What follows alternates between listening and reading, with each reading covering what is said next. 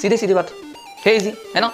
यहाँ पर कॉन्स्टेंट आ गया। अच्छा अगर कॉन्स्टेंट ना आता, एक्स के ऊपर वेरी करता, तो भी हम यहाँ पर इंटीग्रेट एफ करते हैं और एफ की वैल्यू डाल देते हैं। क्लियर है क्या? तो देखो ये तो हुआ अपने पास जनरल मेथड। अब मैं आपको एक इसकी इजी मेथड बताता हूँ, ध्यान से समझना। अच्छा दोस्तों, मैंने आप लोगों को पहले भी बता रखा है कि फोर्स का वही कंपोनेंट वर्क करता है जो कि डिस्प्लेसमेंट के अलोंग हो। सीधी बात है ना। तो ये करना ज्यादा आसान था। जब हम x में जाएंगे तो y वाला फोर्स 0 हो रहा है, मतलब y वाले का तो वर्क डन 0 हो जाता है। क्या हुआ स्टेप 1 में? सर जब हम x में गए तो जो अब x में गए जब, तो फोर्स तो हमारे दो लग रहे हैं, है ना, एक x में भी लग रहा है और एक y में भी लग रहा है। तो y वाले का तो वर्क डन 0 हो गया, और x में जो लग रहा था ना, x में जो फोर्स लग रहा था ना, वो डिपेंड कर रहा है y कोऑर्डिनेट पर। वो डिपेंड कर रहा है y कोऑर्डिनेट पर। x में लगने वाला y कोऑर्डिनेट पर डिपेंड कर रहा है, जो कि y हमारा 0 था। तो हमने यहाँ पर से यहाँ पर आने में बोला सीधे सीधे कि हमारा वर्क डन 0 होगा। अच्छा अगर हम बोल देते कि हमें यहाँ से क्यों, क्योंकि आपके पास cos थीटा वाली टर्म्स कट रही हैं यहाँ पर, इसलिए ऐसा हुआ। ठीक है, तो आप लोग ध्यान रखना, कभी भी friction mu m g cos theta हो रहा हो, अगर हम ये इंश्योर कर लिए हैं, तो आपको अगर वर्क डन निकालना है फ्रिक्शन का इंक्लाइन प्लेन में, तो आप क्या करना, irrespective of the shape of the inclined plane, irrespective of the shape of the inclined plane, ये शेप कैसा भी हो हमें फर्क ही नहीं पड़ता, हम सीधे सीधे उसको उठा के यहाँ पर ले जाएंगे, है ना। हम सीधे सीधे यहाँ से यहाँ पर ले जाएंगे, जो वर्क डन होगा वही आंसर आएगा। क्लियर है क्या? हेलो दोस्तों, मेरा नाम है आशीष सोनी और आज हम शुरू करेंगे वर्क एनर्जी पावर का लेक्चर नंबर 2। तो दोस्तों आई होप कि आप लोगों ने लेक्चर नंबर 1 बहुत अच्छे से देख लिया होगा। तो आज हम सीखेंगे कि how to find work for a constant force and a variable force. ठीक है, तो शुरुआत हम कांस्टेंट फोर्स के वर्क से शुरू करेंगे और फिर हम वेरिएबल फोर्स के वर्क को निकालना सीखेंगे आज। ठीक है, चलिए तो मैं बिल्कुल बेसिक स्टार्ट कर रहा हूँ आज, है ना। पहले हम कांस्टेंट फोर्स के वर्क देखेंगे किस तरह से निकाला जाता है, फिर वेरिएबल फोर्सेस के। ठीक है, तो बिल्कुल बेसिक से मैं आपको क्वेश्चन शुरू करूंगा यहाँ पर, है ना। चलिए, तो जैसे मान लो हमने एक क्वेश्चन आप लोगों को दिया गया और यहाँ पर ये बोला गया कि एक ब्लॉक है 2 किलो का, एक ब्लॉक है 2 किलो का, उस पर हमने 20 न्यूटन का फोर्स लगाया at an angle 37 degree with the horizontal. इस तरह से दे दिया, है ना। और बोला गया है कि भैया सरफेस स्मूथ है, सरफेस स्मूथ है। ठीक है ना। तो अब जैसे मैंने आपसे पूछ लिया कि बताओ work done in 2 second, 2 second में कितना वर्क डन होगा इस फोर्स के द्वारा। पहले तो आप लोग अच्छे से ट्राई कर लो इसको, है ना। बड़ा आसान क्वेश्चन है, बहुत आसान है, आपसे तुरंत बन जाएगा। जल्दी से आप लोग ट्राई करो, है ना। मुझे बताओ सही गया कि नहीं, ठीक है ना। आराम से आंसर चेक करना और फिर आप बताना कि आंसर आपका सही है या नहीं। स्क्रीन पोस्ट कर लो जल्दी से, फटाफट। कर लिया आप लोगों ने अटेम्प्ट? चलिए अब मैं आपको बताता हूँ सॉल्यूशन। ठीक है, देखिए वर्क डन अपने पास क्या होता है sir, force into displacement, force into displacement. अच्छा दोस्तों, मैंने आप लोगों को पहले भी बता रखा है कि फोर्स का वही कंपोनेंट वर्क करता है जो कि डिस्प्लेसमेंट के अलोंग हो। सीधी बात है ना। तो एक काम करते हैं, पहले तो इस फोर्स के 2 कंपोनेंट कर देते हैं, है ना, सीधे से। तो पहले जब हम इनके 2 कंपोनेंट करेंगे तो एक हो जाएगा एफ का cos 37 और एक हो जाएगा एफ का sin 37। तो जब ये cos 37 करोगे तो ये आएगा 16 न्यूटन, 16 न्यूटन और ये हो जाएगा 12 न्यूटन। ठीक है, तो भाई साहब वर्क तो सिर्फ इसी का आएगा, है ना। इसका वर्क तो आने से रहा क्योंकि ये परपेंडिकुलर है। सही बात है ना, डिस्प्लेसमेंट आगे हो रहा है ब्लॉक का और फोर्स परपेंडिकुलर लगा रहे हो तो उसका वर्क डन 0 हो जाएगा। तो ये तो अपनी कहानी से हट गया। ठीक है, तो भैया ये बस वर्क करेगा अपने पास। ठीक है, तो हम क्या बोलेंगे कि वर्क डन हो जाएगा सर फोर्स इनटू डिस्प्लेसमेंट। तो हम बोलेंगे फोर्स ये वाला ले लो, तो 16 इनटू डिस्प्लेसमेंट। अब बस डिस्प्लेसमेंट निकाल लो कि 2 सेकंड में ये ब्लॉक कितना डिस्प्लेस कर जाएगा। अब सुनो, मुझे डिस्प्लेसमेंट चाहिए ना, तो भैया हम बोलेंगे s equal to half a t का स्क्वायर। सही बात है, ये होगा क्योंकि कॉन्स्टेंट एक्सेलरेशन आएगा। तो सर एक्सेलरेशन निकाले कैसे, तो हम बोलेंगे भैया a equal to F by m कर दो, मतलब 16 बाय मास है उसका 2 किलो, तो 8 मीटर पर सेकेंड स्क्वायर इसका एक्सेलरेशन आ गया, है ना। तो बस सीधे से आंसर आ जाएगा अपना, क्या हो जाएगा, हाफ ए कितना है 8, है ना, हाफ ए इंटू टी का स्क्वायर मतलब 2 सेकेंड का। तो 2 सेकंड का स्क्वायर करोगे तो आपका आंसर आ जाएगा कितना, ये 16 मीटर। ठीक है बच्चे, तो अब आपका आ गया आंसर 16 मीटर। तो बस आप डिस्प्लेसमेंट को यहाँ पर डाल दो, तो आपका 16 यहाँ पर मल्टीप्लाई करोगे तो आंसर हो जाएगा 256। तो ये हो जाएगा 256 जूल। आसान है ना, बिल्कुल सिंपल ना, एकदम सिंपल। क्लियर, सही गया आपका आंसर। ठीक है, देखो यार ये मेथड तो है आसान, इसमें तो कोई दिक्कत है ही नहीं, और आपको सारे वर्क इसी तरह से निकालने होते हैं। ठीक है, अब एक काम करता हूं, मैं आपको इसका एक अल्टरनेट मेथड बताता हूं, कुछ दूसरा मेथड, ठीक है ना, आप उसको फील करना। हालांकि मैं उस मेथड को लेक्चर नंबर 3 में आपको पूरा पढ़ाने वाला हूं, ठीक है, जिसको हम वर्क एनर्जी थ्योरम के नाम से भी जानते हैं, मगर मैं आप लोगों को थोड़ा सा उसकी फील दिलाता हूं यहाँ पर, ठीक है। देखो सोल्व अपने को यही करना है, इसी तरह से करना होगा वर्क डन, है ना। मगर मैं आपसे ये कहूँ अगर कि देखो हम इसको थोड़ा सा और समझें, तो हमने इस ब्लॉक पर जब फोर्स लगाया, जब हमने इस ब्लॉक पर फोर्स लगाया तो हमारा जो वर्क डन है, वो जो हमारा किया गया कार्य है, वो किस फॉर्म में चला गया। अब देखो स्मूथ सरफेस है तो भैया लॉस तो हुआ नहीं फ्रिक्शन के थ्रू, है ना, फ्रिक्शन होता तो लॉस हो जाता, तो भैया यहाँ पर तो फ्रिक्शन है नहीं, तो हमारा जो कार्य है वो लॉस तो नहीं होगा, ठीक है। तो हमारा कार्य गया किस में गया, सोच के बताओ जल्दी से, किस में गया हमारा कार्य। हाँ, काइनेटिक एनर्जी में, है ना, क्योंकि सर पहले ही रुका था और बाद में ये चलने लगा होगा, सही बात है क्या। तो क्या हम इस चीज को ऐसे भी देख सकते हैं कि कुछ देर बाद चलने लगा होगा कुछ स्पीड v से, और आपको पूछा गया था कि 2 सेकंड में कितना वर्क डन होगा, तो एक काम करो वेलोसिटी भी आप दूसरे सेकंड पे निकालो कि कितनी हो गई है ना। तो हम अपना वर्क जो बोलेंगे, हम ये बोलेंगे कि जो हमारा किया गया कार्य है ना, वो इस ब्लॉक की काइनेटिक एनर्जी बढ़ाने में चला गया, सही बात है।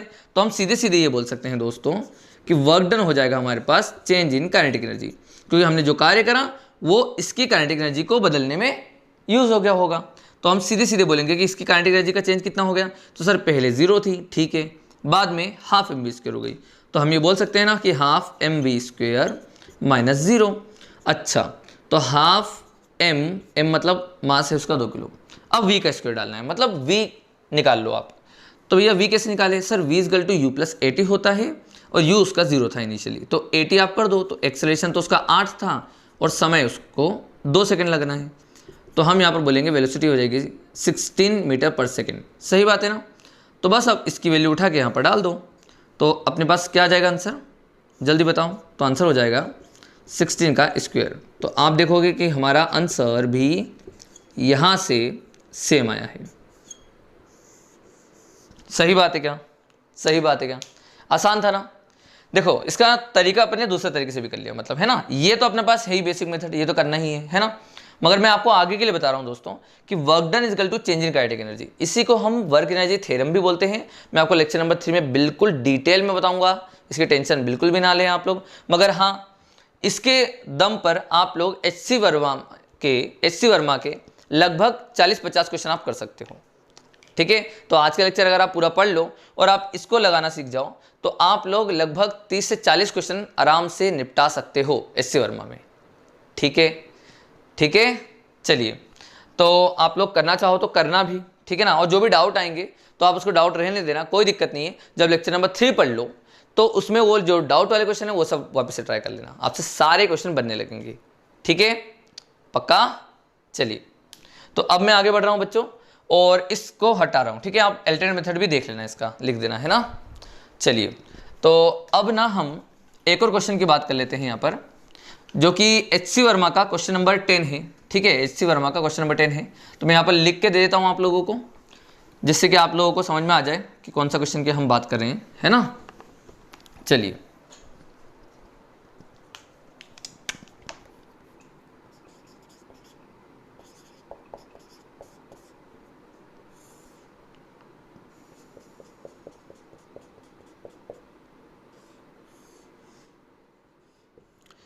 तो आप लोगों को इस तरह से क्वेश्चन दिया हुआ है, ठीक है, एच सी वर्मा में।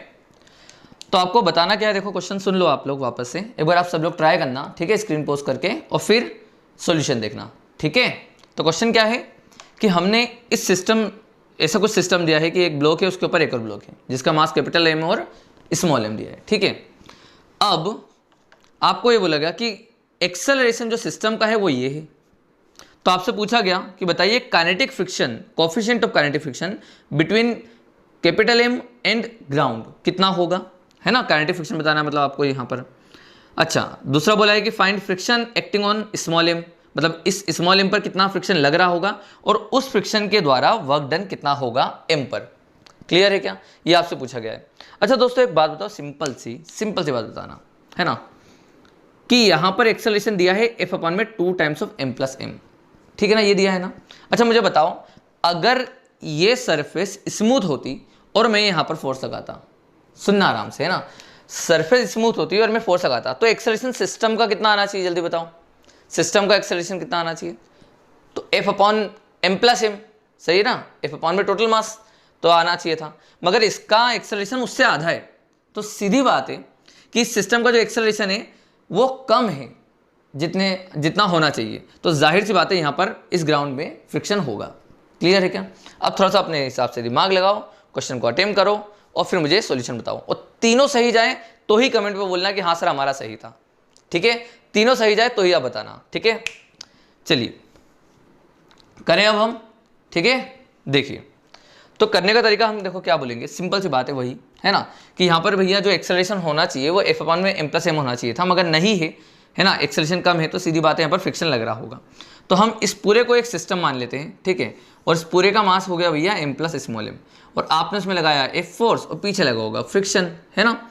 तो हम यहाँ पर इस पूरे सिस्टम का एक्सेलरेशन भी जानते हैं, कितना है, f अपॉन में 2 times of m plus m, है ना। तो हम ये बोल सकते हैं ना कि f minus f equal to m a, net force equal to mass into acceleration. तो भैया ये हो जाएगा अपने पास m plus m into acceleration, तो एक्सेलरेशन कितना है, f अपॉन में 2 times of m plus small m।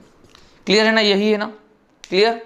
तो बस अब इससे सॉल्व कर लो जल्दी फटाफट, कितना आ रहा है ये, है ना। तो भैया हम बोलेंगे f माइनस, ये इधर से जब सॉल्व करोगे तो ये कट जाएगा और यहाँ पर आएगा तो f/2 हो जाएगा, तो ये हो जाएगा फ्रिक्शन। तो फ्रिक्शन की वैल्यू आई अपने पास कितनी, f/2। तो भैया ये होगा आपके पास फ्रिक्शन, और फ्रिक्शन कोफिशिएंट निकालना है आप लोगों को, मान लो, है ना। तो आप लोग यहाँ पर फ्रिक्शन की वैल्यू क्या बोलोगे सर, यहाँ पर काइनेटिक फ्रिक्शन है, तो काइनेटिक फ्रिक्शन को हम यहाँ पर बोलेंगे कि हम ये लिख सकते हैं म्यू के times of m plus small m into g, है ना, म्यू mg आपको पता है, म्यू इंटू नॉर्मल होगा तो नॉर्मल इतना है। तो आपका काइनेटिक फ्रिक्शन जो मिलेगा आप लोगों को वो मिल जाएगा f अपॉन में 2 times of m plus small m into g, है ना। तो ये आप लोगों का काइनेटिक फ्रिक्शन आ जाएगा। तो ये तो हो गया अभी अपना सबसे पहले नंबर का क्वेश्चन, ठीक है। तो काइनेटिक फ्रिक्शन अपने पास ये आने वाला है। क्लियर है क्या, आसान है ना, है ना।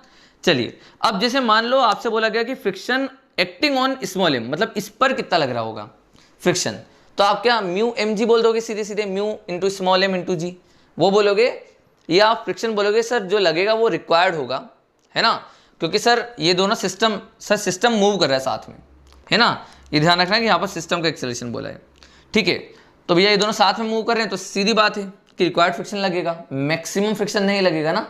तो यहाँ पर हम सीधे बोल देंगे कि ऊपर वाले ब्लॉक को चलाने वाला कौन है, तो बोलना फ्रिक्शन, और रिक्वायर्ड फ्रिक्शन कितना लगेगा तो बोलना m इंटू ए, है ना, m इंटू ए। तो m कितना था भैया, तो m तो स्मॉल m ही है, और एक्सेलरेशन कितना है सिस्टम का, तो यह बोल देना ये रहा, तो आपका आंसर आ जाएगा, है ना, कि रिक्वायर्ड फ्रिक्शन आपको कितना लग रहा है, यहाँ पर फ्रिक्शन कितना लगेगा, तो लिख दो m इंटू एफ अपॉन में 2 times of m plus small m, ये आपका आंसर खत्म हो गया, ठीक है। तो ये आपका सेकंड नंबर का क्वेश्चन हो गया, ठीक है। अब देखो थर्ड नंबर का क्वेश्चन कि वर्क डन कितना करा इस फ्रिक्शन ने कितना वर्क डन करा इस स्मॉल m ब्लॉक पर, ठीक है। तो वो आपको यहाँ पर कुछ टाइम में दे देगा, है ना, अभी हमने लिखा नहीं है, मगर यहाँ पर आपको कुछ डिस्टेंस देगा, है ना, कि उस फ्रिक्शन ने कितना वर्क डन करा स्मॉल m पर, है ना, फॉर अ डिस्टेंस d। अगर आपको ऐसे लिखने के लिख के दे दिया तो आप क्या बोलोगे कि सर ये फ्रिक्शन इनटू डिस्प्लेसमेंट d, आपका आंसर खत्म, है ना। तो इसको d से मल्टीप्लाई करोगे तो आपका आंसर खत्म हो जाएगा, आसान था, है ना। तो इस तरह से HC वर्मा का क्वेश्चन नंबर 10 हमने अभी अभी सॉल्व कर लिया, ठीक है। तो अब आप लोगों के पास एक होमवर्क है कि HC वर्मा का क्वेश्चन नंबर 1 से लेकर क्वेश्चन नंबर 6 तक आपको एग्जाम्पल करना है। कहाँ से कहाँ तक, HC वर्मा के एग्जाम्पल जो होते हैं क्वेश्चन नंबर 1 से क्वेश्चन नंबर 6 तक करना है, और क्वेश्चन नंबर 6 को इसी क्वेश्चन के बाद अपनी कॉपी में उतार भी देना है। क्लियर है क्या, ठीक है। क्वेश्चन नंबर 6 HC वर्मा का एग्जाम्पल का क्वेश्चन नंबर 6 आपको इस क्वेश्चन के बाद अपनी कॉपी में उतारना है, ठीक है। और फिर अगर वो लिख लो वैसे आपसे सब बन जाएगा, आपको समझ में आ जाएगा। वो क्वेश्चन हम यहाँ पर करा सकते हैं मगर टाइम वेस्ट ना हो इसलिए हम आपके ऊपर छोड़ रहे हैं, ठीक है। चलिए तो अब हम थोड़ा सा इसमें और आगे बढ़ जाते हैं, है ना, हम इसमें थोड़ा सा और आगे बढ़ जाते हैं, कुछ और क्वेश्चन देख लेते हैं, ठीक है। देखिए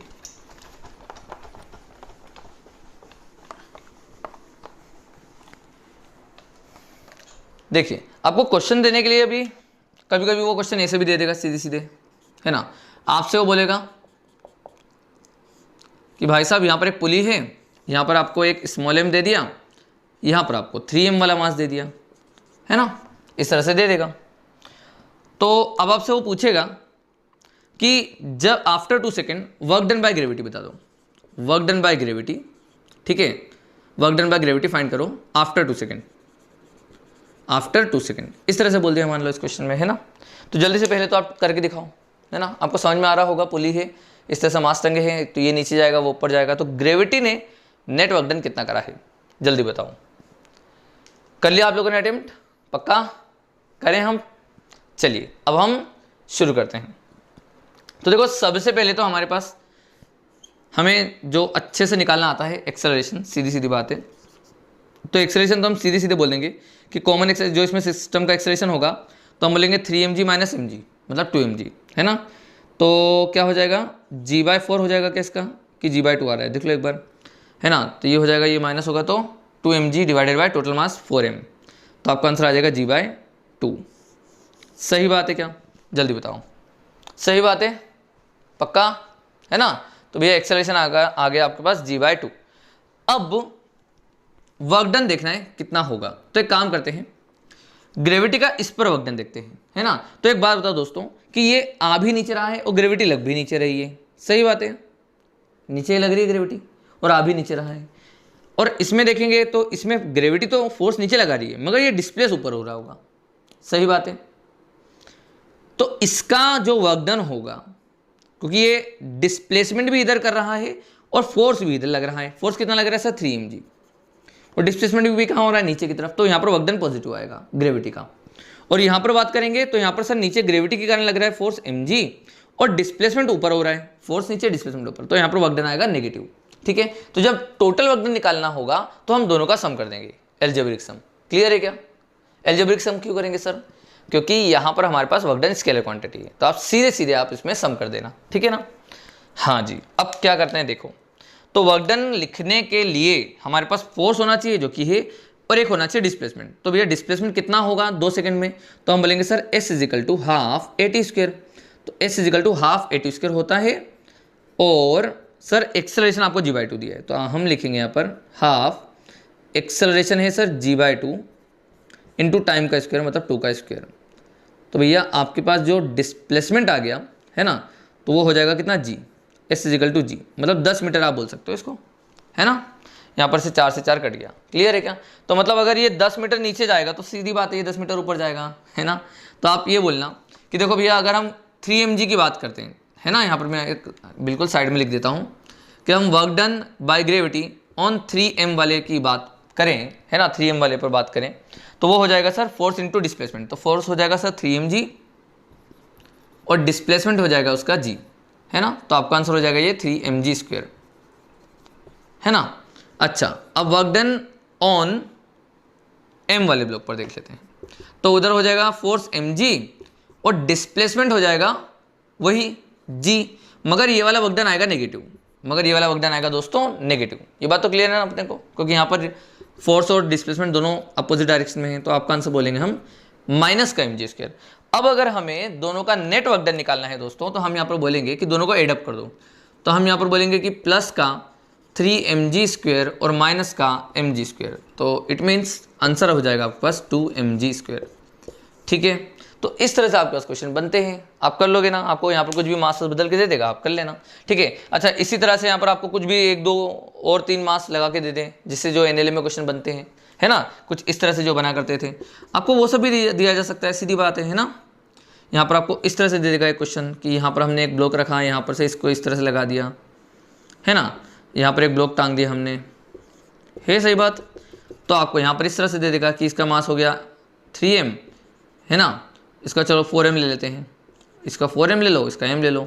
करने के लिए नहीं बोल रहा हूँ मैं आपको, बस आपको समझा रहा हूँ करना कैसे होगा। सर 4m और m दे दिया तो क्या करना है, सिंपल सी बात है ना, कि ये कितना नीचे डिस्प्लेस कर रहा है, ठीक है, और ये कितना डिस्प्लेस कर रहा है। अब यहाँ पर दोनों का डिस्प्लेसमेंट सेम नहीं होगा, ये बात ध्यान रखना, है ना। यहाँ पर तो क्या सीधे सीधे थे, तो यहाँ पर डिस्प्लेसमेंट सेम हो गया, यहाँ पर कंस्टेंट लगेगा और इसका डिस्प्लेसमेंट निकाल लेना, ठीक है।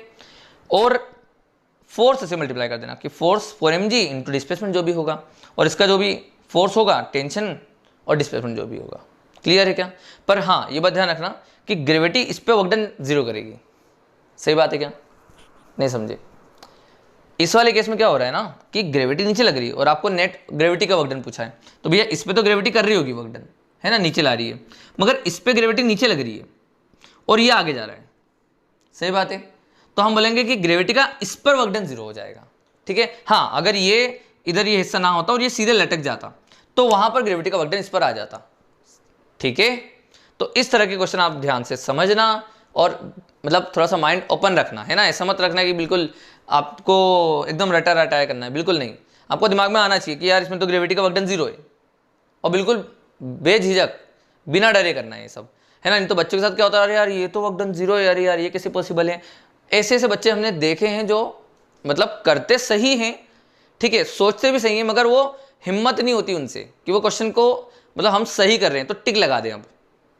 ठीक है? और ऐसे बच्चे जब एडवांस में बैठते हैं ना तो वहाँ पर मल्टीपल क्वेश्चन आते हैं, मल्टीपल चॉइस क्वेश्चन, है ना। तो मल्टीपल करेक्ट होते हैं एक्चुअली वहाँ पर, तो मल्टीपल करेक्ट में वहाँ पर वो ढेर हो जाते हैं, बहुत आराम से ढेर हो जाते हैं। ठीक है?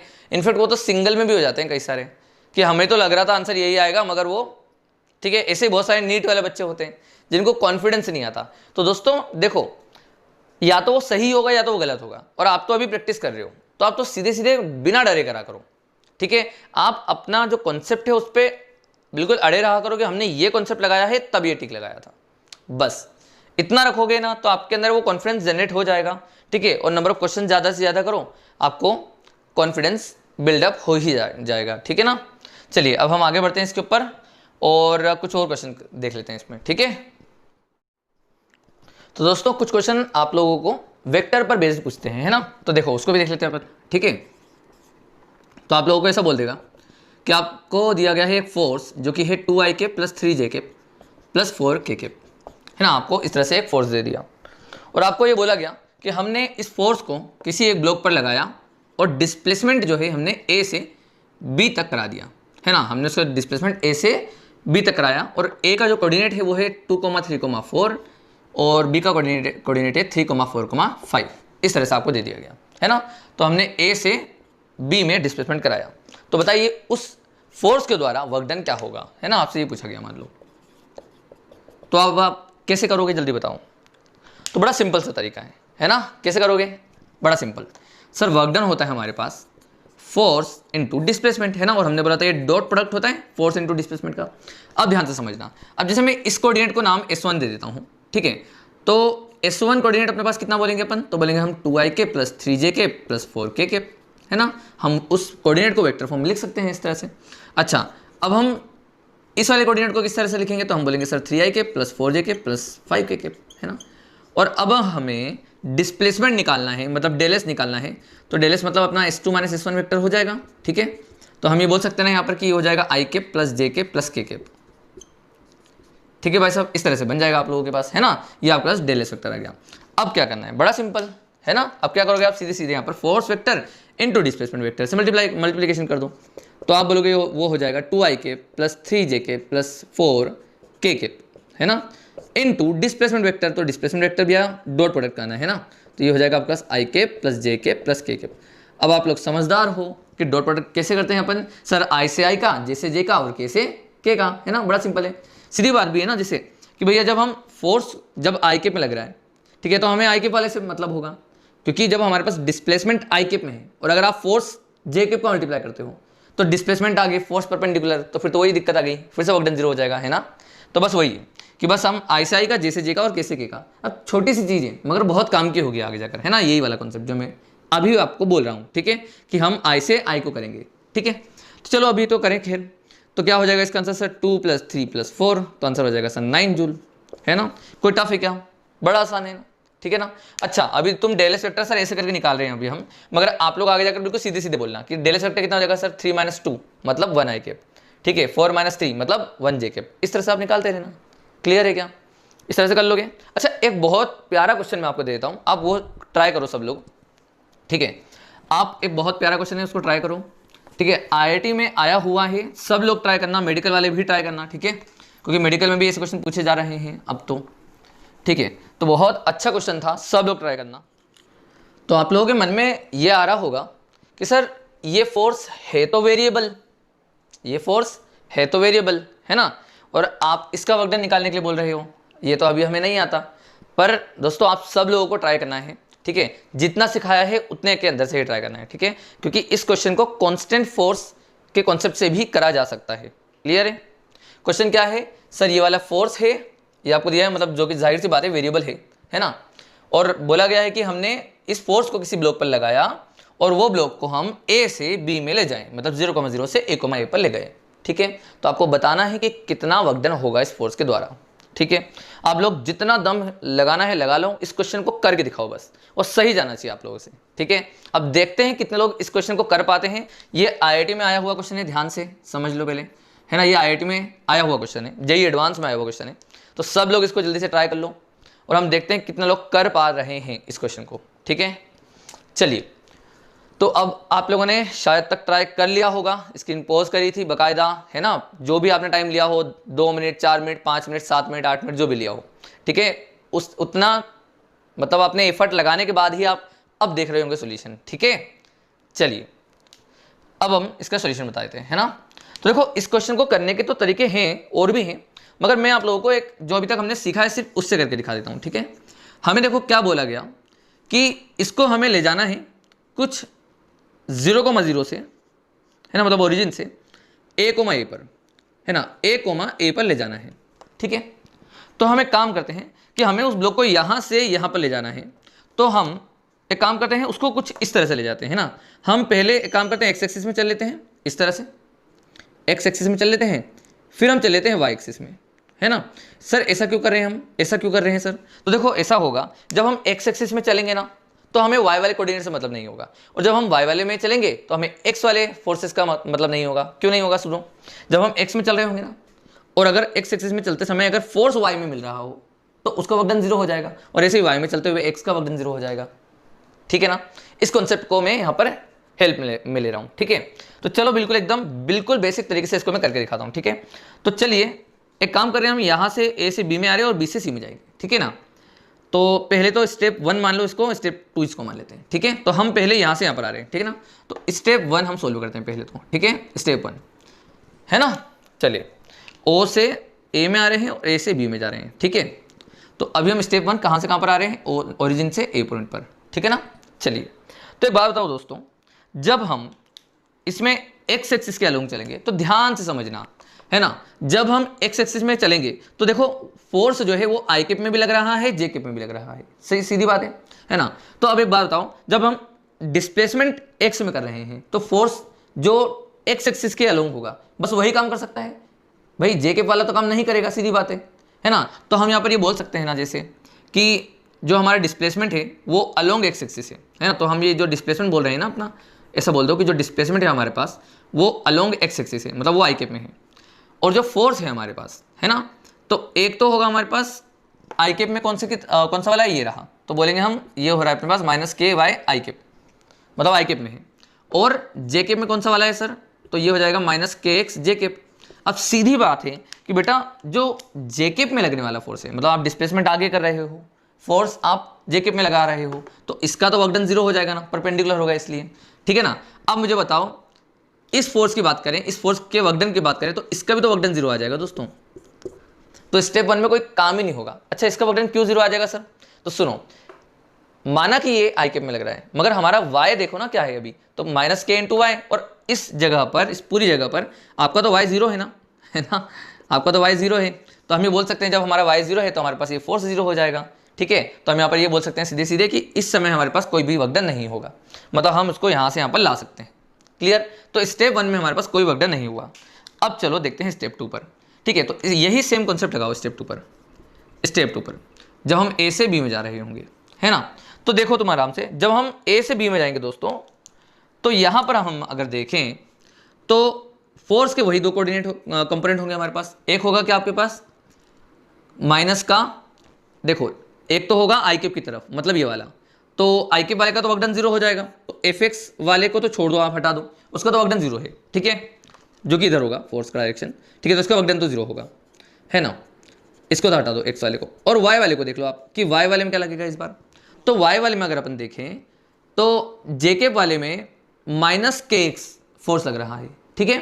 तो जो y कंपोनेंट ऑफ फोर्स है वो है माइनस के एक्स, तो माइनस के इंटू एक्स। तो x इस पूरी पोजीशन पर अगर हम देखें, पूरे पाथ पर देखें, तो x तो आपका फिक्स है ना, x तो फिक्स है। जब आपका x फिक्स है मतलब जो कि a है ना, x कोऑर्डिनेट यहाँ पर a,0 है ना ये, तो यहाँ से a से a में जा रहे हो तो भैया आपका तो x कोऑर्डिनेट फिक्स है।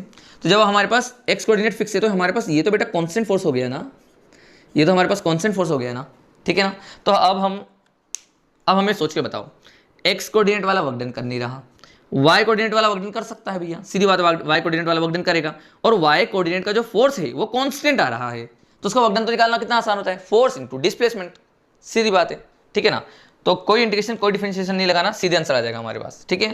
तो हम बोलेंगे कि भैया x एक्सिस का यहाँ पर x एक्सिस का वर्क डन 0 हो जाएगा, ठीक है, और y एक्सिस के द्वारा वर्क डन आएगा तो Fy जो होगा यहाँ पर तो भैया वो हो जाएगा माइनस के इंटू ए, जो कि कांस्टेंट है। तो हम वर्क डन सीधे सीधे बोल देंगे दोस्तों फोर्स इंटू डिस्प्लेसमेंट, और डिस्प्लेसमेंट अभी अभी हमने करा है a, है ना। तो फोर्स हमने लिखा माइनस के इंटू डिस्प्लेसमेंट करा a, तो आंसर हो जाएगा माइनस का k इंटू ए का स्क्वायर, है ना, आंसर खत्म। तो जो टोटल वर्क डन होगा वो इन दो का सम होगा, और इन दो का सम भी माइनस के स्क्वायर ही आएगा। क्लियर है क्या।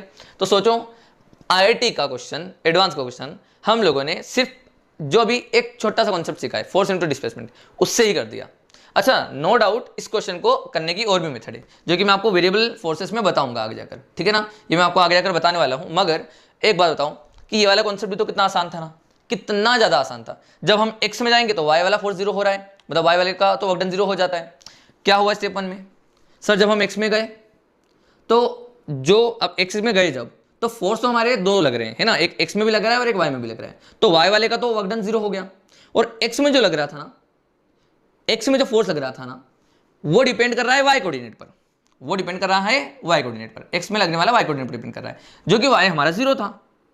तो हमने यहाँ पर से यहाँ पर आने में बोला सीधे सीधे कि हमारा वर्क डन 0 होगा। अच्छा, अगर हम बोल देते कि हमें यहाँ से यहाँ पर नहीं, हमें यहाँ पर से कुछ यहाँ पर से यहाँ पर आना होता तो हमें लिखना पड़ता y इक्वल टू समथिंग, तो यहाँ पर कुछ आ जाता, है ना, तो हम निकाल लेते वर्क डन। मगर यहाँ पर तो हमको सीधे सीधे बोला है कि 0,0 से आना था, तो हमने रास्ता ही वाला चुन लिया और सीधे सीधे कर दिया। क्लियर है क्या, ठीक है। अब तुम्हारे मन में एक ये बात जरूर आ सकती है कि सर आपने यही रास्ते क्यों चुने, आप ऐसे करके ऐसे आ जाओ ना, आप वैसे आ जाओ, कैसे भी आ जाओ, आपका वर्क डन तब भी यही आएगा, आप करके देख लेना, ठीक है, पक्का समझ में आ रहा है। चलो अब मैं आपको बहुत बढ़िया बढ़िया कॉन्सेप्ट बता देता हूँ, ये अगर आपको समझ में आ गया है तो बहुत अच्छी बात है, ये आईआईटी का क्वेश्चन है, नोट डाउन कर लेना, ठीक है। तो अब हम कुछ बहुत अच्छे कॉन्सेप्ट इसमें पढ़ लेते हैं, ठीक है। चलिए, तो दोस्तों नेक्स्ट कॉन्सेप्ट ऐसा है, ध्यान से सुनिएगा, कि आप लोगों को ऐसा बोला, बहुत इंपॉर्टेंट है ना, पहले ध्यान रखना, इसमें लिख देना इंपॉर्टेंट। तो आप लोगों को ऐसा बोला गया, मान लो कि एक फिक्स्ड इंक्लाइन प्लेन है, एक फिक्स्ड इंक्लाइन प्लेन है ना, इसमें हम लिख दे रहे हैं एक फिक्स्ड है, ठीक है, फिक्स्ड इंक्लाइन प्लेन, ठीक है। और इस इंक्लाइन प्लेन की जो हाइट है वो है h, और जो लेंथ है ये वाली बेस की वो है l, ठीक है। और हमने यहाँ पर एक ब्लॉक रखा, हमने यहाँ पर एक ब्लॉक रखा m मास का, और ये वैसे इंक्लाइन प्लेन फिक्स्ड है, और ये यहाँ पर ये वाली जो सरफेस है ना, वो सरफेस है रफ सरफेस है, और इसका कोफिशिएंट ऑफ फ्रिक्शन है म्यू, ठीक है, कोफिशिएंट ऑफ फ्रिक्शन कितना दिया है इसका, म्यू, है ना। तो क्वेश्चन ये है आपका, क्वेश्चन ये है आपसे, ध्यान से सुनो। सबसे पहला क्वेश्चन ये है कि नॉर्मल का वर्क डन फाइंड करो, ठीक है, नॉर्मल का वर्क डन फाइंड करो।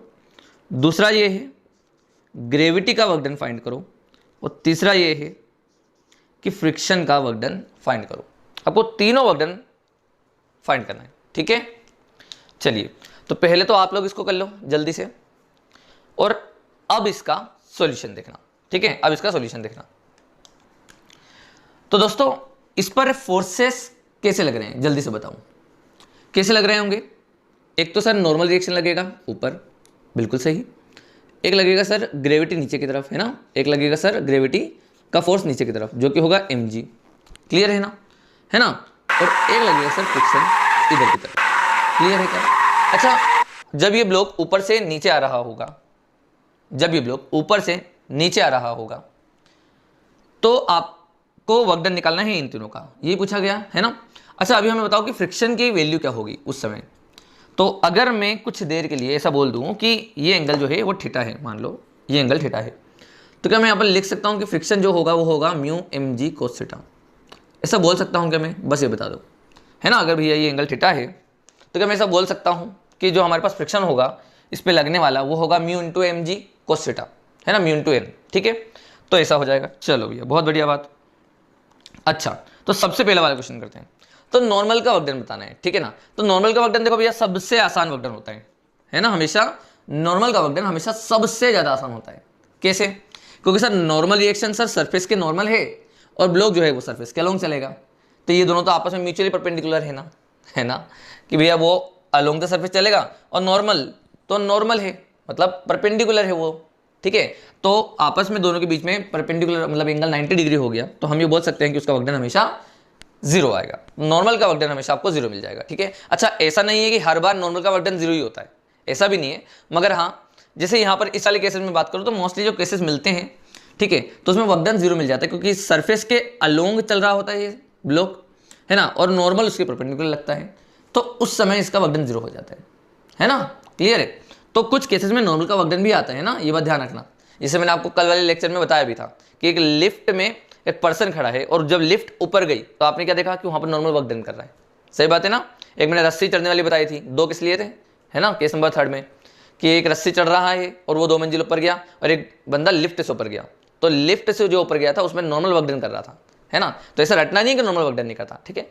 मगर हाँ ऐसे केसेस में देखें जहाँ पर नॉर्मल इधर हो, डिस्प्लेसमेंट परपेंडिकुलर हो रहा होगा, तो सीधे सीधे आप बोल देना नॉर्मल का वर्क डन जीरो हो जाएगा। क्लियर है? बराबर? अरे बोलो पक्का ना? पक्का। चलिए अब हमें अगर ग्रेविटी का वर्क डन पूछे तो अब हम क्या बोलेंगे। तो देखो ग्रेविटी का वर्क डन दोस्तों आपसे पूछा जाए ना तो आप तो सीधे क्या करना कि सर वो अच्छा पहले बताओ ग्रेविटी का जो फोर्स है वो कांस्टेंट है या वेरिएबल, जल्दी बताओ।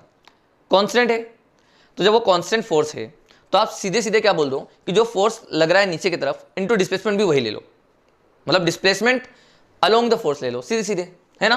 तो आप यहाँ पर क्या बोल देना कि सर नीचे लग रहा है mg, है ना, कांस्टेंट है, और आपके पास आप जब नीचे आओगे तो आप हाइट h चल लोगे नीचे की तरफ, तो ये हम बोल देंगे सीधे सीधे वर्क डन हो जाएगा mg इंटू एच, है ना। अच्छा ग्रेविटी का वर्क डन पॉजिटिव होगा कि नेगेटिव, तो बोलना पॉजिटिव, है ना, क्योंकि सर वो ऊपर से नीचे आया है, तो भैया ये अपने पास वर्क डन हो जाएगा पॉजिटिव। क्लियर है ना, क्योंकि फोर्स भी नीचे डिस्प्लेसमेंट भी नीचे तो पॉजिटिव। अब जो थर्ड वाला केस है सबसे इंपॉर्टेंट है, फ्रिक्शन का वर्क डन, वो इंपॉर्टेंट है, ठीक है ना। अब ध्यान से समझना भैया फ्रिक्शन का वर्क डन अगर अपन निकालें तो फ्रिक्शन लग पीछे रहा है और डिस्प्लेसमेंट होगा आगे, तो वर्क डन आएगा नेगेटिव, सही बात है। अच्छा तो नेगेटिव वर्क डन आएगा। अच्छा फ्रिक्शन कितना लग रहा है सर, तो बोलना mu m g cos theta, है ना, mu m g cos theta, हम ये बोल सकते हैं ना, अभी थीटा माना है तो ये लिख सकते हैं mu m g cos theta.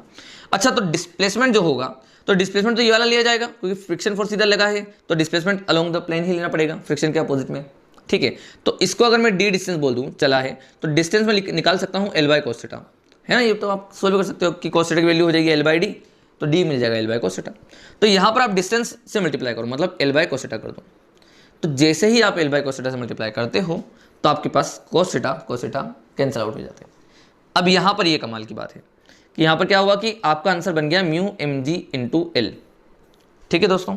तो देखो कहानी ना यहाँ से शुरू होती है फ्रिक्शन के वर्क डन से। देखो नॉर्मल का वर्क डन तो जीरो हो जाएगा, वो तो बहुत आसान था। ग्रेविटी का वर्क डन अपन ने एम निकाल लिया, सीधे सीधे ये बोल देना है कि जहाँ एम लग रहा है उस वर्टिकली में आप ना सीधे सीधे, है ना, जहाँ पर एम लग रहा है आप उसी के अलोंग उसकी हाइट ले लो तो आपका वर्क डन सीधे सीधे मिल जाएगा, है ना, कि कितना डिस्प्लेस करा है वर्टिकली। और फ्रिक्शन का वर्क डन सबसे मेन जब हमने सोल्व करा तो हमें मिला mu m g into l, ठीक है, ध्यान से समझना। अब दोस्तों मैं अगर आपसे ये कह देता यहाँ पर इसी क्वेश्चन में कि आप ना इस ब्लॉक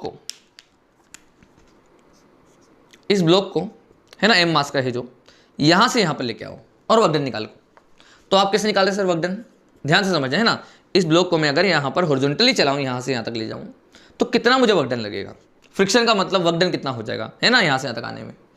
तो आप बोलोगे देखो सर यहाँ पर नॉर्मल रिएक्शन ऊपर लग रही होगी और वो कितना हो जाएगा sir m g, normal reaction होगी एम जी, तो सर फ्रिक्शन क्या लिखेगा यहाँ पर, सर फ्रिक्शन क्या लिखेंगे, तो यहाँ पर सर बोलेंगे फ्रिक्शन हो जाएगा म्यू एम जी, सीधी बात है ना, फ्रिक्शन हो जाएगा म्यू एम जी। अच्छा तो इसका वर्क डन क्या बोलेंगे सर, फ्रिक्शन इनटू डिस्प्लेसमेंट, तो हम ये बोल सकते हैं ना कि म्यू एम जी है ना इंटू डिस्प्लेसमेंट कितना हो जाएगा एल, और क्योंकि अब फ्रिक्शन अपोजिट में लग रहा है तो इसलिए माइनस साइन भी आएगा। अच्छा दोस्तों एक बात बताऊं, ये और ये वर्क डन आपको सेम नहीं लग रहे? आराम से सोचो, अब थोड़ा सा दिमाग चलाओ आप लोग कि यहाँ पर हो क्या रहा है, दिमाग चलाओ आराम से कि वर्क डन जो है यहां से यहां तक आने में और सीधे सीधे हॉरिजॉन्टल ट्रेवल करने में फ्रिक्शन का वर्क डन सेम हो रहा है।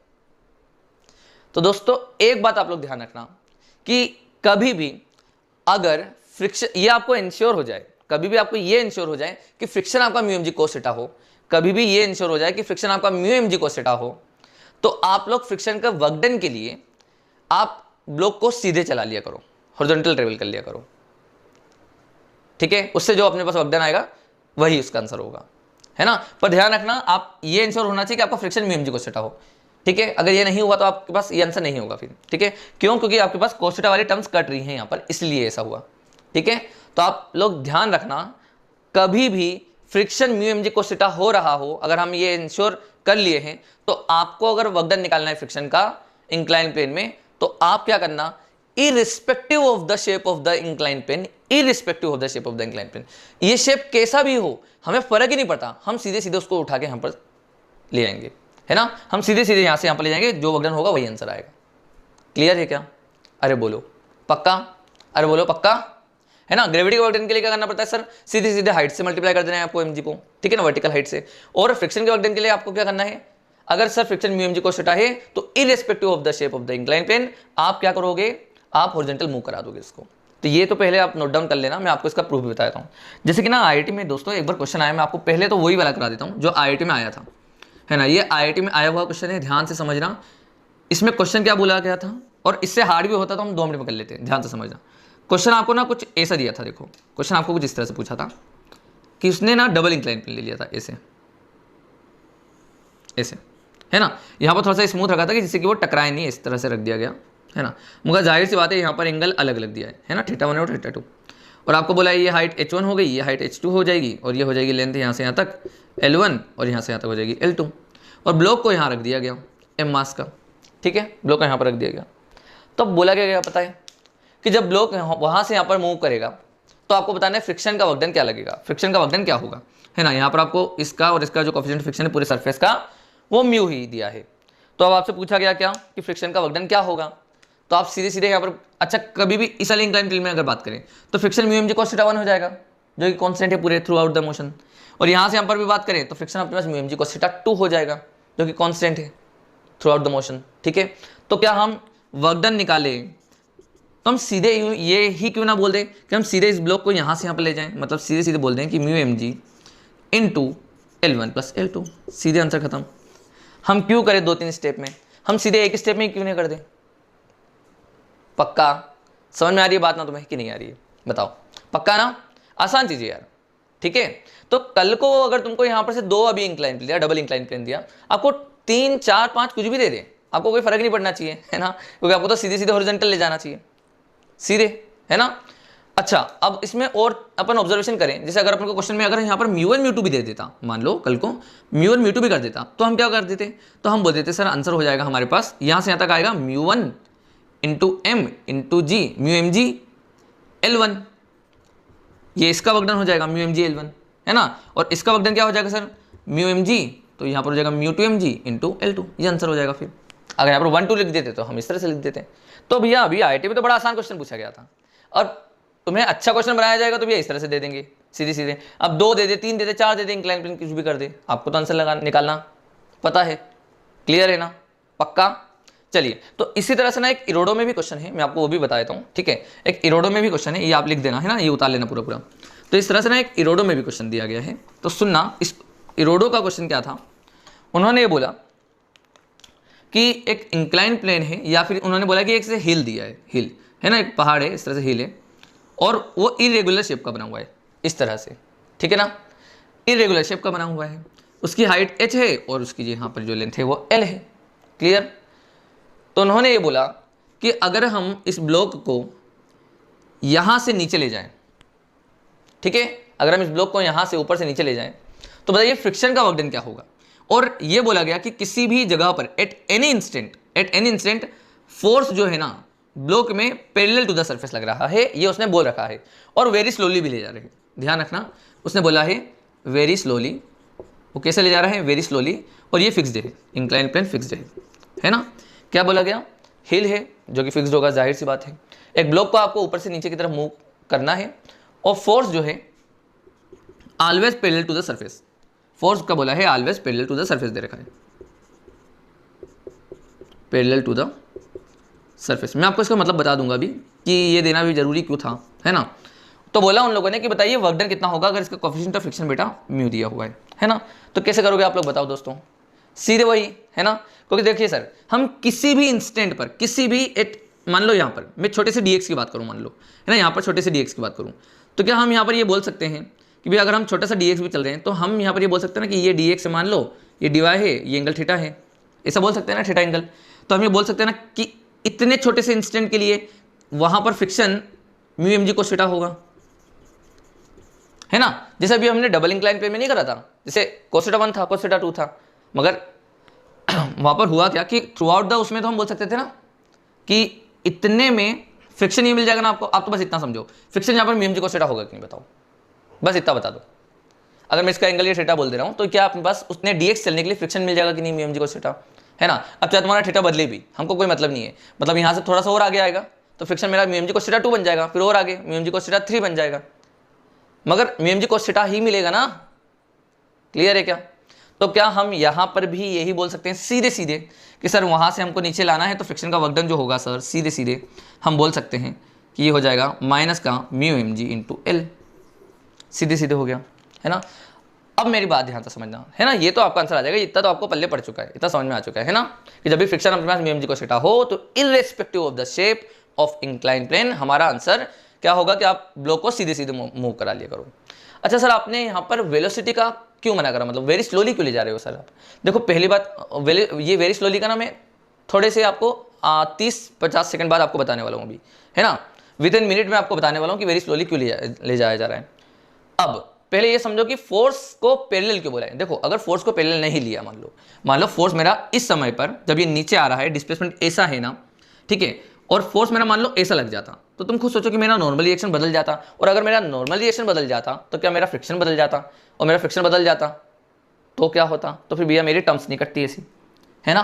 तो अब आपको समझ में आया क्या कि यहाँ पर इस फोर्स को क्यों बोला गया कि always parallel to the surface, है ना। अगर मान लो फोर्स अगर आपका कुछ और एंगल में लगने लगता तो दिक्कत आ जाती है आप लोगों को, क्योंकि आपका नॉर्मल रिएक्शन बदल जाता, और क्योंकि नॉर्मल रिएक्शन बदल रहा है तो फ्रिक्शन बदल रहा होता, है ना। तो तब हम ये वाला यूज़ नहीं कर पाते, तो फिर हमको कुछ ना कुछ अलग करना पड़ता, इंटीग्रेशन टाइप की जो भी है वो लगाना पड़ता है सोच समझ के। इतना तो क्लियर हो गया ना, है ना, इस चीज़ का पूरा कॉन्सेप्ट क्लियर हो गया। ये इरोडो का क्वेश्चन है, ठीक है, ये लिख देना, है ना, इरोडो का क्वेश्चन है ये, यहाँ पर इस तरह से हो जाएगा। तो अब मैं थोड़ा सा इसमें और चीज़ आपको बता देता हूँ, ठीक है। तो पहले तो ये जो मैंने लाइन बोली है ना आपको, वो नोट डाउन कर लेना, अच्छी तरह से लिख देना। क्या लिखना कि जब भी हम इंक्लाइन प्लेन में किसी भी चीज़ को मूव करते हैं और फ्रिक्शन अगर उसका म्यू mg cos थीटा आ रहा हो तो irrespective of the shape of the incline plane हम उसको सीधे सीधे जो उसका वर्क डन निकालना होगा तो हम सीधे सीधे उसको हॉरिजॉन्टल मूव करा लेंगे और सीधे सीधे वर्क डन लिख देंगे फ्रिक्शन के द्वारा म्यू mg है ना, माइनस का म्यू mg इंटू हॉरिजॉन्टल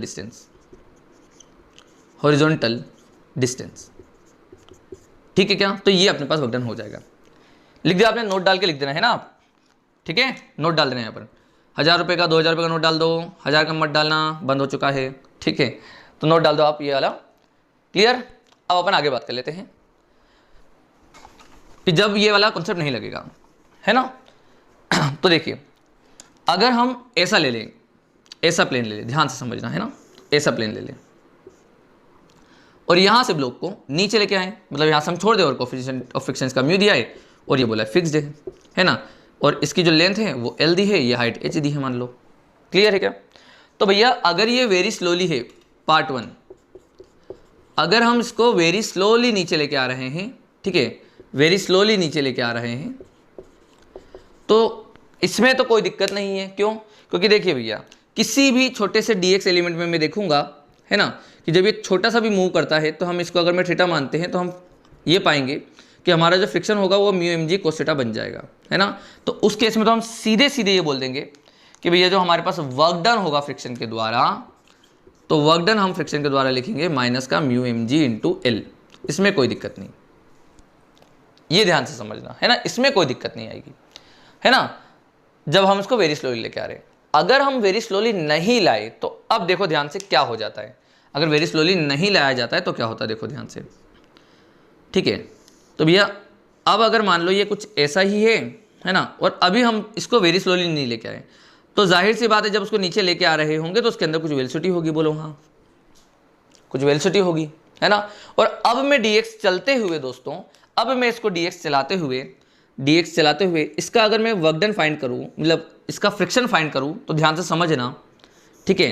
अब मैं इसका फ्रिक्शन फाइंड करूँ तो ध्यान से समझना, नॉर्मल रिएक्शन इधर होगा, बोलो हाँ, सही बात है ना। अच्छा mg नीचे लग रहा होगा तो सर n का ये वाला कंपोनेंट तो हो जाएगा mg का cos थीटा।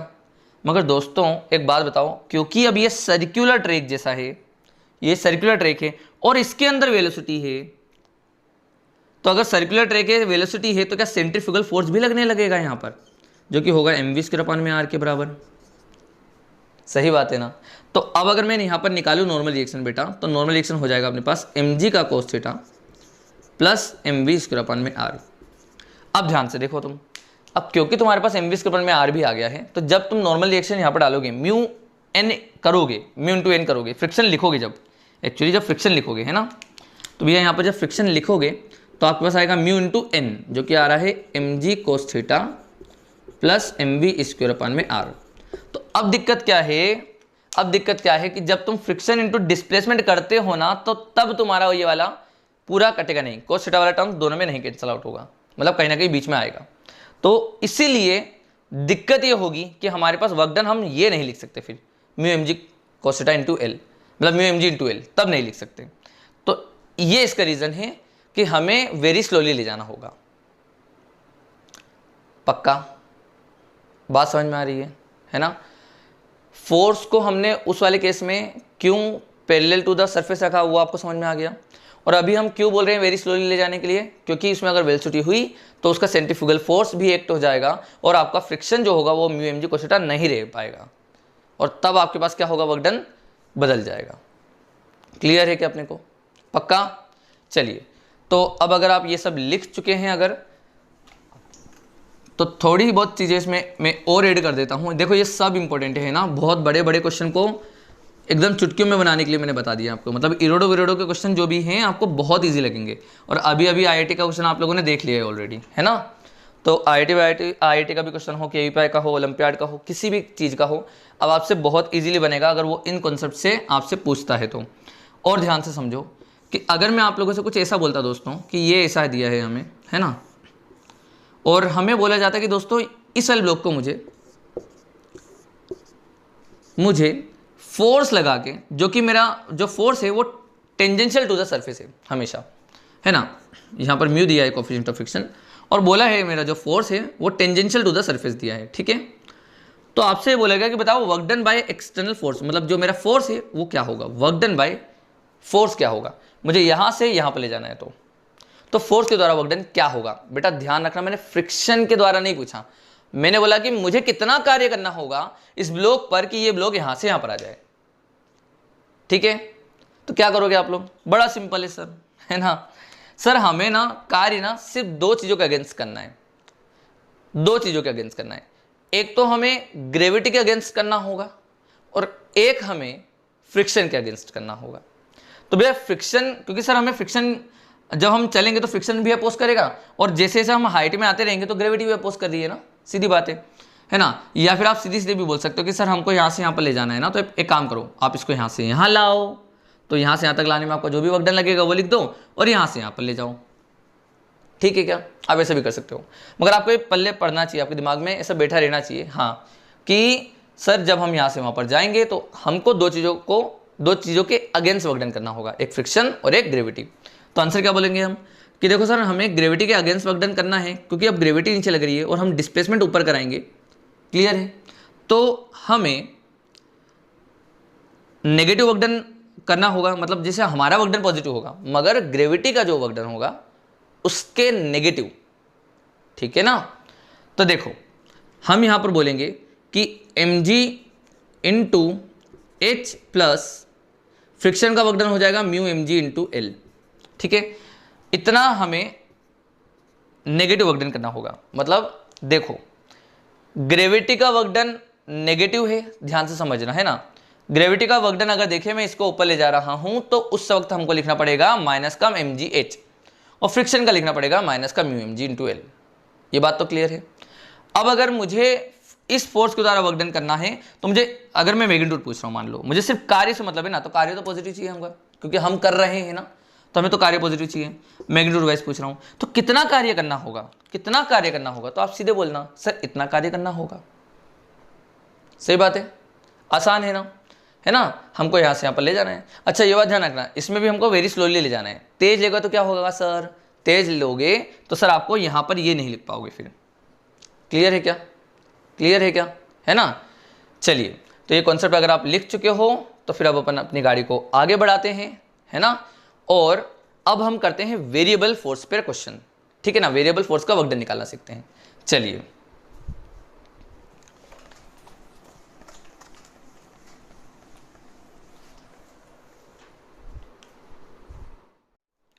चलिए दोस्तों, तो अब हेडिंग डालिए work done by variable force, work done by variable force. तो दोस्तों हमारे पास जो फोर्स होगा वो दो तरह से वेरी कर सकता है, या तो वो यूनिडायरेक्शनल हो, मतलब वो किसी एक डायरेक्शन में वेरी करता हो, या फिर वो मल्टी डायरेक्शनल हो, मतलब कि वो एक्स एक्सिस में, वाई एक्सिस में और जेड एक्सिस में, तीनों ही डायरेक्शन में वो वेरी कर रहा हो। ठीक है, बात समझ में आ रही है ना। तो अभी स्टार्टिंग हम कर रहे हैं किससे, यूनिडायरेक्शनल से। तो अपन फर्स्ट स्टार्ट कर रहे हैं अभी यूनिडायरेक्शनल फोर्स, ठीक है, यूनिडायरेक्शनल फोर्स। क्लियर है क्या, है ना। हम एक एक करके दोनों को लेंगे, है ना। अभी हम बोल रहे हैं कि फोर्स वेरी कर रहा है, ठीक है, मगर वो यूनिडायरेक्शनल है। मतलब मान सकते हो आप कि जो मेरा फोर्स है वो एक्स के साथ वेरी कर रहा है। ठीक है, बात समझ में आ रही है ना। आप बोल सकते हो जैसे कि मेरे पास ये ओरिजिन हो गया, है ना, मैंने यहाँ पर एक फोर्स लगाया एक ब्लॉक पर इस तरह से, ठीक है, और यहाँ पर जो मेरा फोर्स है वो x के ऊपर डिपेंड करता है, ये बात ध्यान रखना, ठीक है। तो अब जब ये आगे चलते जाएगा तो जाहिर सी बात है जैसे जैसे मेरा x बढ़ेगा, क्योंकि वो x पे वेरी करता है, तो जैसे जैसे मेरा x बढ़ेगा वैसे वैसे वो फोर्स भी वेरी करता चले जाएगा। ठीक है, हो सकता है बढ़ रहा हो सकता है घट रहा हो। मगर दोस्तों एक बात बताओ, क्या मैं बहुत ही छोटे से dx एलिमेंट के लिए, मतलब छोटे से डिस्प्लेसमेंट के लिए, बहुत ही छोटा सा डिस्प्लेसमेंट, ठीक है ना, बिल्कुल छोटा सा डिस्प्लेसमेंट dx के लिए, क्या उस फोर्स को कांस्टेंट मान सकता हूं क्या उस इंस्टेंट पर, उस फोर्स को कांस्टेंट मान सकता हूं क्या उस इंस्टेंट पर, ये बता दो। हमेशा लेते ही फिजिक्स में, आपको पहले भी पता होगा, हमने ऑलरेडी ऐसे क्वेश्चंस कराए हैं, है ना। हम ये बोल सकते हैं, देखिए हमने ये नहीं माना करा, हम ये बोल रहे हैं कि भैया 0,0 से मान लो 2,0 आने पर हमारा फोर्स मान लो 10 न्यूटन से 20 न्यूटन बन जाता होगा, नो डाउट।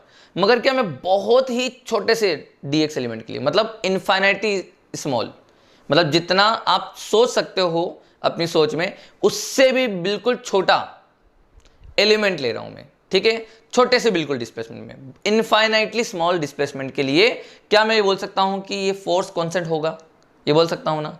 और अगर मैं ये बोल सकता हूं दोस्तों, तो बस हमारा फिजिक्स में काम इसी से बन जाता है कि इतने छोटे से dx एलिमेंट के लिए वर्क डन मेरा dw होगा।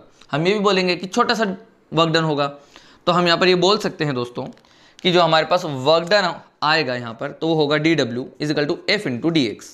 सही बात है ना। अब यहाँ पर अगर आप देखो कि मुझे टोटल वर्क डन निकालना है, मान लो यहाँ से इनिशियल पोजीशन से फाइनल पोजीशन पर जाने के लिए टोटल वर्क डन निकालना है ना।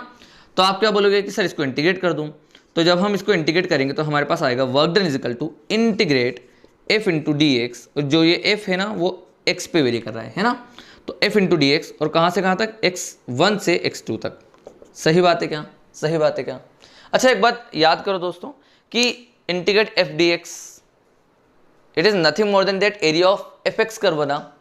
सही बात है, याद आया कुछ आपको कि ये जो है ये चीज़, ये आपके पास क्या है, एरिया अंडर fx कर्व, मतलब कि वर्क डन को आप इस तरह से भी निकाल सकते हो, area under fx curve, area under fx curve. तो दोस्तों ये बात ध्यान रखना विशेष तौर पे कि हम लोग ग्राफ में भी क्वेश्चन करने के लिए मिल सकते हैं हमें, है ना, हमें ग्राफ में भी क्वेश्चन करने के लिए मिल सकते हैं। तो आप लोगों को ज़्यादा कुछ नहीं करना है, आपको बड़ा सिंपल काम है ना, आपको बस एरिया अंडर कर्व निकाल देना है। और आपको ये भी मैं बता दूं कि जैसे अगर आपको यहाँ पर आपको इस तरह से दे दिया जाए कि f into x, F x curve दे दिया जाए, है ना, और मान लो कुछ इस तरह से बना है ना, इस तरह से बना हुआ है मान लो, तो ये बात ध्यान रखना कि जैसे अगर मैं इतने वाले की बात करूँ तो ये मेरे पास वर्क डन होगा पॉजिटिव, है ना, मगर मैं इस वाले की बात करूँगा, ठीक है, तो ये वाला वर्क डन मेरे पास हो जाएगा नेगेटिव, ये भी ध्यान रखना, है ना। तो जो एक्स एक्सिस के ऊपर होगा वो होगा पॉजिटिव वर्क डन, जो एक्स एक्सिस के नीचे होगा वो होगा नेगेटिव वर्क डन। अच्छा, टोटल वर्क डन कैसे निकालेंगे, तो बोलना है एल्जेब्रिक सम ऑफ दिस, है ना, दोनों का आप एल्जेब्रिक सम कर देना, ठीक है ना, क्योंकि वर्क डन एक स्केलर क्वांटिटी है तो आप इसको सीधे सीधे एड अप कर सकते हो, है ना। तो ये भैया आपके पास होगा, क्लियर हो गया आप लोगों को, है ना। अच्छा, एक छोटी सी चीज़ और कि अगर यहाँ पर जब फोर्स मेरा एक्स पे वेरी कर रहा है तो मेरे पास डी एक्स लिखा है, अगर मेरा फोर्स वाई पर वेरी करता तो हम क्या लिखते हैं, सोच के बताओ, तो हम लिखते sir f y d y, है ना, जिसे अगर मान लो ये वाई पर वेरी कर रहा है, force as a function of y होता तो हम बोलते थे कि वो यहाँ पर आया था डी वाई, है ना, और तब हम y1 से y2 को डिस्प्लेस करते हैं।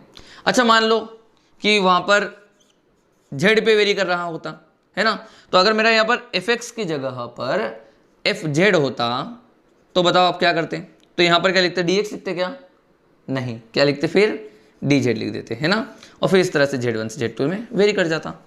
सही बात है क्या, समझ में आ रही बात, पक्का पक्का। क्वेश्चन करें इसके ऊपर, चलो अभी क्वेश्चन बाद में करेंगे, पहले अपन ने यूनिट डायरेक्शनल का देख लिया कि हाँ इस तरह से करना होता है, इंटीग्रेट करना होता है f इंटू डी एक्स, है ना, फंक्शन को डालो डी एक्स से मल्टीप्लाई करो, काम खत्म, है ना, इंटीग्रेट कर दो इसको। अच्छा, अब अगर मैं इसमें बोलूँ मल्टी डायरेक्शनल में कैसे करेंगे, तो ध्यान से समझना मल्टी डायरेक्शनल में कैसे करते हैं।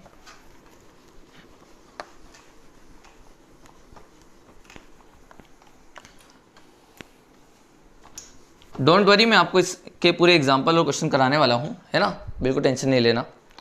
देखिए, अच्छा इसी के ऊपर ना जो मैंने अभी आपको बताया इसके ऊपर एक एग्जांपल भी देख लो जरा सा, बिल्कुल छोटा सा एग्जांपल दे रहा हूँ मैं आपको कि फंक्शन दे दिया आपको f इजिकल टू 2x², इस तरह से मान लो दे दिया आपको, है ना, तो आपको बोल दिया गया कि मुझे 1,0 से 3,0 पर जाना है, तो आप वर्क डन निकालो इस फोर्स का। तो क्या करोगे आप, सिंपल सी बात है ना सर, वर्क डन होता है इंटीग्रेट एफ डी एक्स, है ना, f यहाँ पर कितना है सर 2x², है ना, इंटू डी एक्स, और कहाँ से कहा था कि सर 1 से मुझे जाना है 3 में, सीधी बात है ना, मुझे x कोऑर्डिनेट ही चाहिए पड़ेंगे, तो हम यहाँ पर क्या बोलेंगे, 2 बाहर आ जाएगा सर, x² का हो जाएगा x³/3, है ना, और लिमिट डाल देंगे 1 से 3 के बीच में। जब हम यहाँ पर लिमिट डालेंगे 3 डालेंगे, जब देखो 2/3 तो बाहर आ जाएगा, है ना, अब ब्रैकेट में बचेगा जब 3 डाला जाएगा तो ये बनेगा 27, जब 1 डालेंगे तो ये आएगा 1, है ना, तो कुल मिला के ये आंसर आपके पास आ जाएगा कितना, 26 × 2, ठीक है, तो 52/3, ठीक है। तो इस तरह से आपके पास वर्क डन निकाल लोगे आप लोग, क्लियर है क्या, एग्जाम्पल समझ में आ गया, है ना, बस उसको इंटीग्रेट कर देना है, ठीक है। चलो, तो अब मैं आपको बताता हूं मल्टी डायरेक्शनल वाला। देखिए, मल्टी डायरेक्शनल में क्या करोगे आप लोग, मल्टी डायरेक्शनल फोर्स, आपके पास जो फंक्शन होगा फोर्स का वो तीनों में वेरी करेगा, मतलब एक्स वाई और जेड में, है ना, एक्स वाई और जेड में तीनों में ही वेरी करेगा, मतलब, ठीक है। तो अब अगर आपको जैसे मान लो फंक्शन इस तरह से दे दिया जाए, मान लो देखो ध्यान से, है ना, फंक्शन इस तरह से दे दे कि f1x ये x पे वेरी कर रहा है, f1 फंक्शन है x पे वेरी कर रहा है i कैप, प्लस f2y एक f2 फंक्शन है जो कि y पे वेरी कर रहा है, ठीक है, j cap, plus f3z k cap, है ना। मान लो कि तीनों के जो फंक्शन है वो अलग अलग वेरी कर रहे होंगे। आप फॉर एग्जांपल ऐसा मान सकते हो कि ये क्वाड्रेटिक वाला होगा, मान लो x² i कैप, ठीक है, 2y j कैप, ठीक है, z/2 k कैप, इस तरह से कुछ भी दे सकता है आपको फंक्शन, है ना, वो अपने ऊपर है, फंक्शन जो भी दे देगा वो। तो ये फंक्शन आपको फोर्स का दे दिया, तो अब आप इसमें कैसे करोगे, अब ये सोच के बताओ कैसे करोगे। तो बड़ा सिंपल सा जवाब है इसका दोस्तों, अगर फोर्स आपको इस तरह से दे दिया हो तो अभी जैसे आपने क्या करा था स्टार्टिंग में, आप याद करो, जब मुझे x में जाना होगा तो मेरे y z वाला कंपोनेंट कोई वर्क डन नहीं करेंगे, सीधी बात है ना। जब मैं x पे मूव करूंगा तो मेरा x वाला वेरी करेगा, अच्छा y पे मूव करूंगा तो y वाला वेरी करेगा, और z पे मूव करूंगा तो z वाला वेरी करेगा। मतलब ये कि अच्छा ध्यान से समझना है ना, मतलब ये कि अगर मैं dx एलिमेंट x में चलूंगा तो मेरे पास x का इंटीग्रेशन वाला टर्म बनेगा और x के अलोंग वर्क डन मिल जाएगा। dy y में चलेंगे तो y के अलोंग और z में चलेंगे तो z के अलोंग। तो मतलब ये कि जो अभी हम dx से मल्टीप्लाई कर रहे थे ना, इस बार हम एक dr से मल्टीप्लाई करेंगे, ठीक है, dr से मल्टीप्लाई करेंगे, जिसको यहाँ पर मैं डिफाइन ये कर रहा हूं कि भैया dx i cap plus dy j cap plus dz k cap, ये मैंने इसको डिफाइन कर दिया। ये बात ध्यान रखना, ये हमने इसको डिफाइन कर दिया है dr को। कभी भी अगर आपके पास वेरिएबल फोर्स इस तरह से दिया जाए जो i j k में वेरी भी कर रहा हो, तो आप इस तरह से वहां पर इन दोनों का डॉट प्रोडक्ट ले लेना। और सीधी सीधी बात है, आप जब इन दोनों का डॉट प्रोडक्ट लोगे तो i से i का, j से j का और k से k का करोगे, तो जो x के साथ होगा तो वो dx वाला बनेगा, y के साथ dy वाला बनेगा, z के साथ dz वाला बन जाएगा। ठीक है, क्लियर है क्या अपने को? तो देखो इस तरह से आपको करना पड़ेगा। मतलब मैं आपको सीधे सीधे बताऊं तो वर्क डन जो होगा दोस्तों अपने पास इंटीग्रेट f इंटू dr होगा उस वक्त, ठीक है, डॉट dr, ये ध्यान रखना, ठीक है, ये बात ध्यान रखना। इसको थोड़ा स्टार मार देना, ठीक है, ये थोड़ा सा इंपॉर्टेंट है। और dr जो अपने पास होगा ना, dr क्या है अपने पास, सीधे ये रहा, dx i cap, dy j cap और dz k कैप। क्लियर? तो फॉर एग्जांपल मैं अगर आपको इसका एक आध एग्जांपल लिख देता हूँ यहाँ पर, है ना।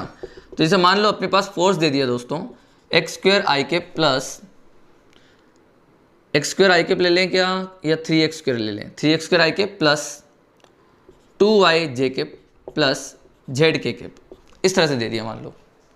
क्लियर है क्या? है ना, क्लियर है? इस तरह से दे दिया जिसमें देखो ये भी वेरी कर रहा है, आई कैप में भी, जे कैप में भी और के कैप में भी, तीनों इस तरह से अलग अलग है। ठीक है, और क्वेश्चन आपको दे दिया गया कि भैया 1,2,3 से ये चला गया 5,0,0, चलो ऐसे गए मान लो, है ना। यह एक काम करते हैं, है ना, 1,0,0 से जाते हैं, ठीक है, कहाँ चले जाते हैं 5,2,3, इस तरह से कर लेते हैं, थोड़ा सा और अच्छा लगेगा आप लोगों को। ठीक है, हमने बिल्कुल अजीब व गरीब ले लिए नंबर। ठीक है, अब मुझे वर्क डन बताना है स्पोर्ट्स का, तो बिल्कुल सिंपल सी बात बोलना कि सर वर्क डन बताना है ना आपको, तो सीधी बात है, आप dr एलिमेंट जो डिफाइन करोगे, क्योंकि यहाँ पर तीनों वेरिएबल है आपके पास, मल्टी डायरेक्शनल है ये, तो आप क्या बोलना सर यहाँ पर dr डिफाइन कर दो, और dr क्या हो जाएगा सर अपने पास, वही sir dx i cap, dy j cap और dz k कैप। अब सर i कैप के साथ i कैप वाला करो, तो इंटीग्रेट क्या हो जाएगा, इंटीग्रेट 3x स्क्वायर dx, है ना, प्लस इन दो का करोगे तो ये हो जाएगा 2y dy plus z dz, इस तरह से बन जाएगा।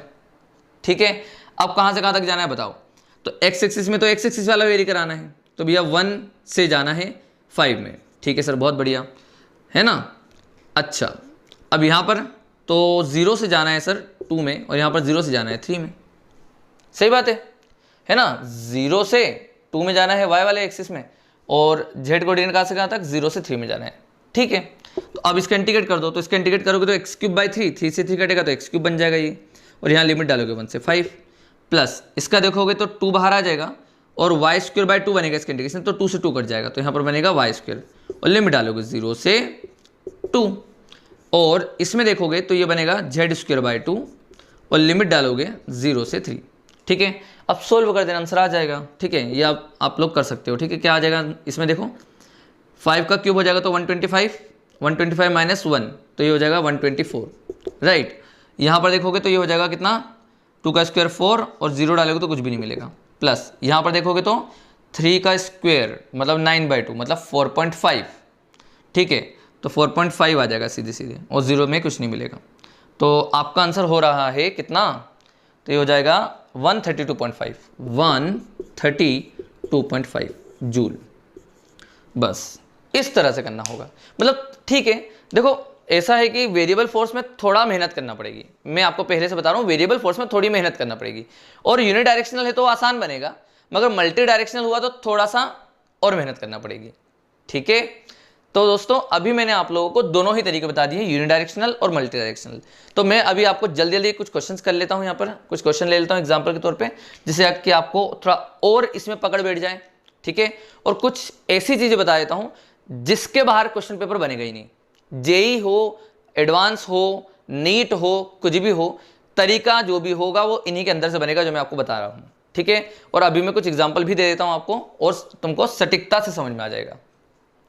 क्लियर? चलिए तो इसको लिख लो, जल्दी से नोट डाउन कर लो, फिर अपन आगे बढ़ते हैं।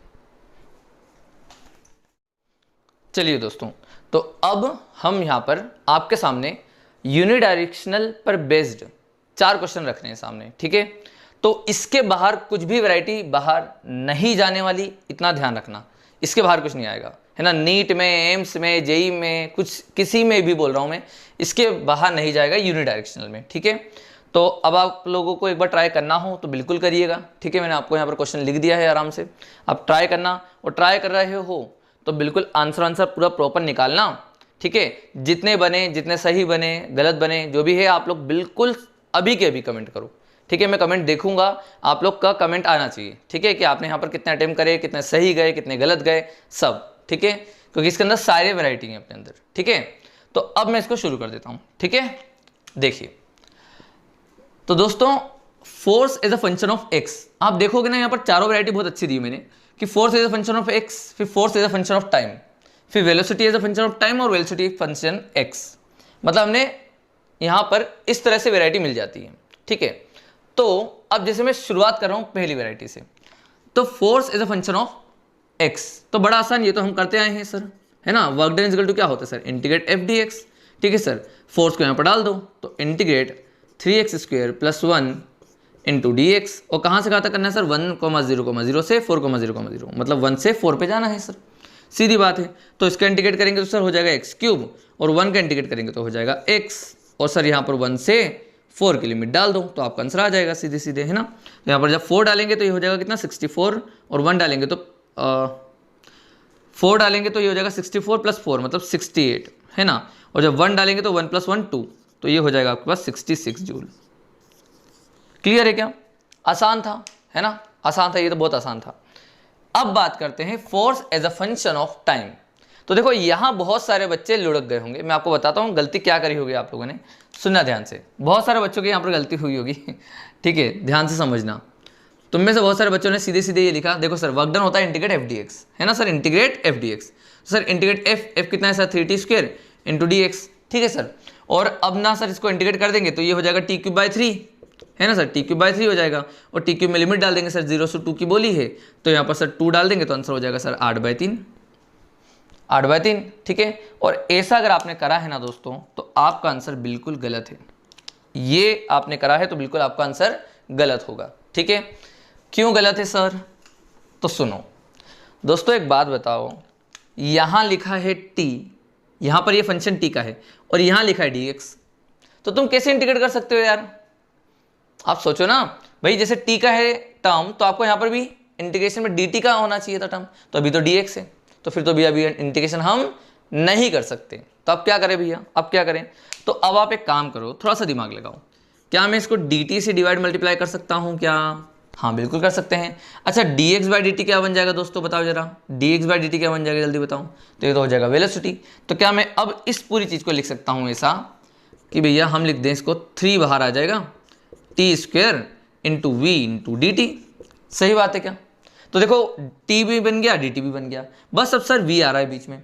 अब बस मैं कैसे भी करके velocity as a function of time यहाँ पर डाल दूँ तो मेरा आंसर आ जाएगा, क्योंकि भैया फिर इंटीग्रेशन करना आसान है। क्लियर है ना?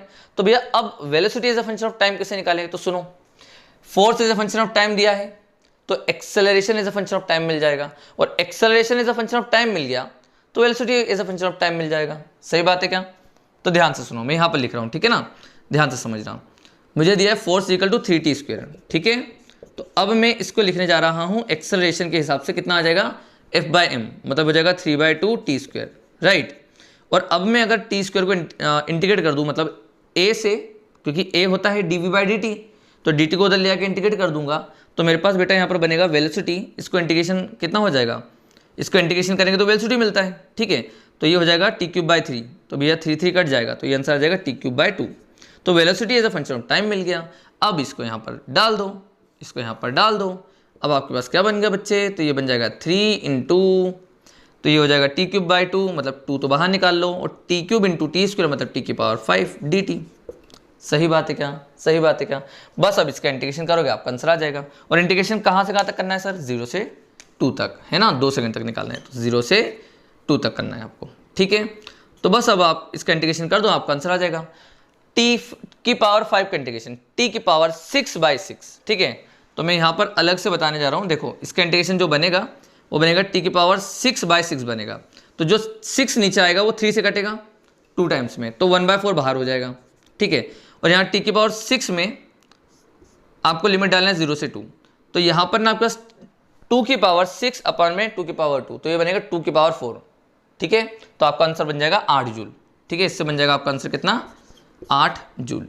क्लियर है क्या, ये आंसर आएगा। अच्छा, थोड़ी सी मेहनत ज़्यादा लगी ना इसमें, देखा जाए तो भाई, जैसे इसमें आपने वर्क डन निकाल रहे थे, पहली बार तो वो स्टार्टिंग में गलत था जो अपन ने वो वाला कराया था, है ना, कि dt को सीधी सीधे इंटीग्रेट कर दिया था, तो हमने यहाँ पर ध्यान दिया पहली गलती को, फिर हमने यहाँ पर ध्यान दिया, तो फिर हमने वेलोसिटी को यहाँ पर वेलोसिटी का टर्म आया, अब वेलोसिटी निकालने के लिए फिर हमने फिर से दिमाग लगाया, फिर यहाँ से निकाला, फिर इसमें डाला, फिर इसको सोल्व करा, इंटीग्रेट करा, फिर आंसर आया।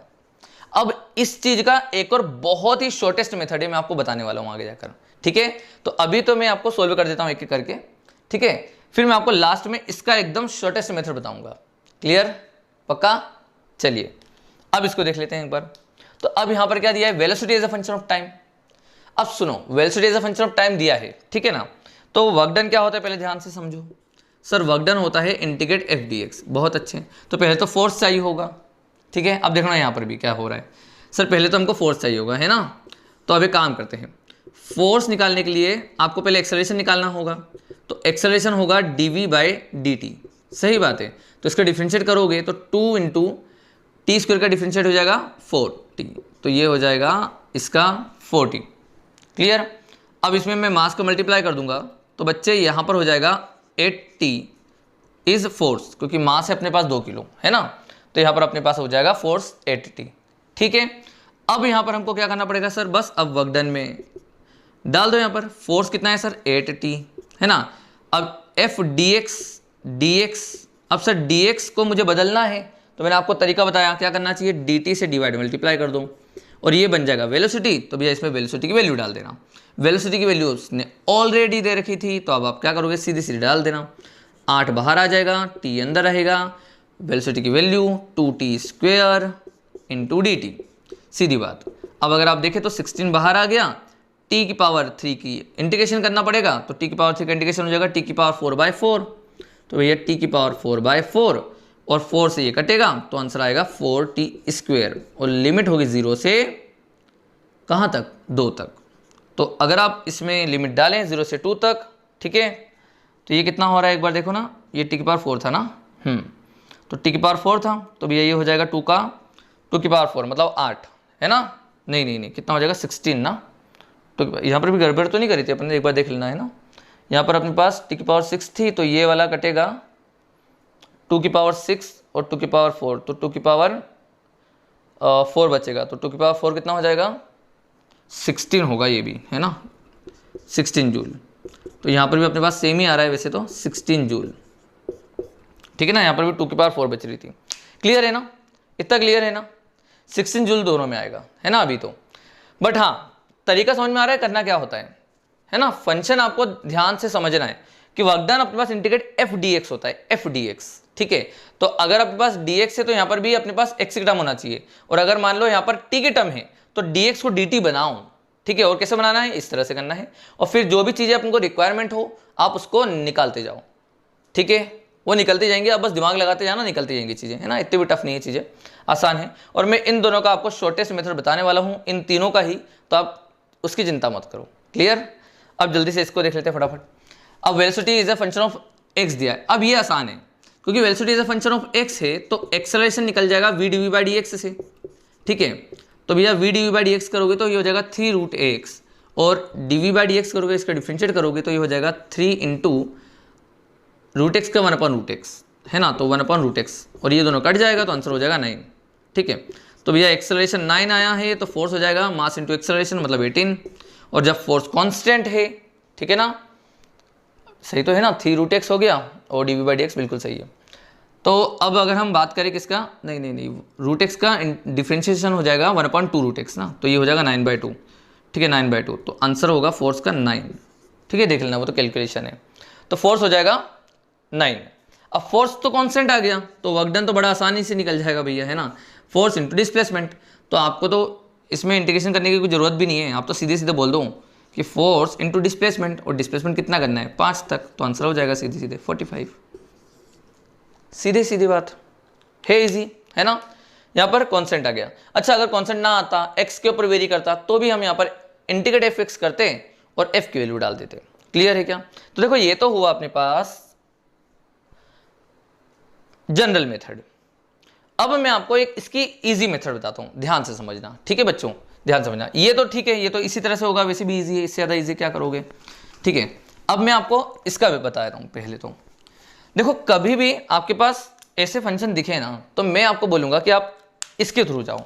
आप एक तो जनरल तरीका होता है अपने पास, जनरल तरीके से जाओ, है ना, और एक ना बिल्कुल सीधे सीधे याद करो, मैंने अभी आपको बताया था कि वर्क डन होता है चेंज इन काइनेटिक एनर्जी के बराबर।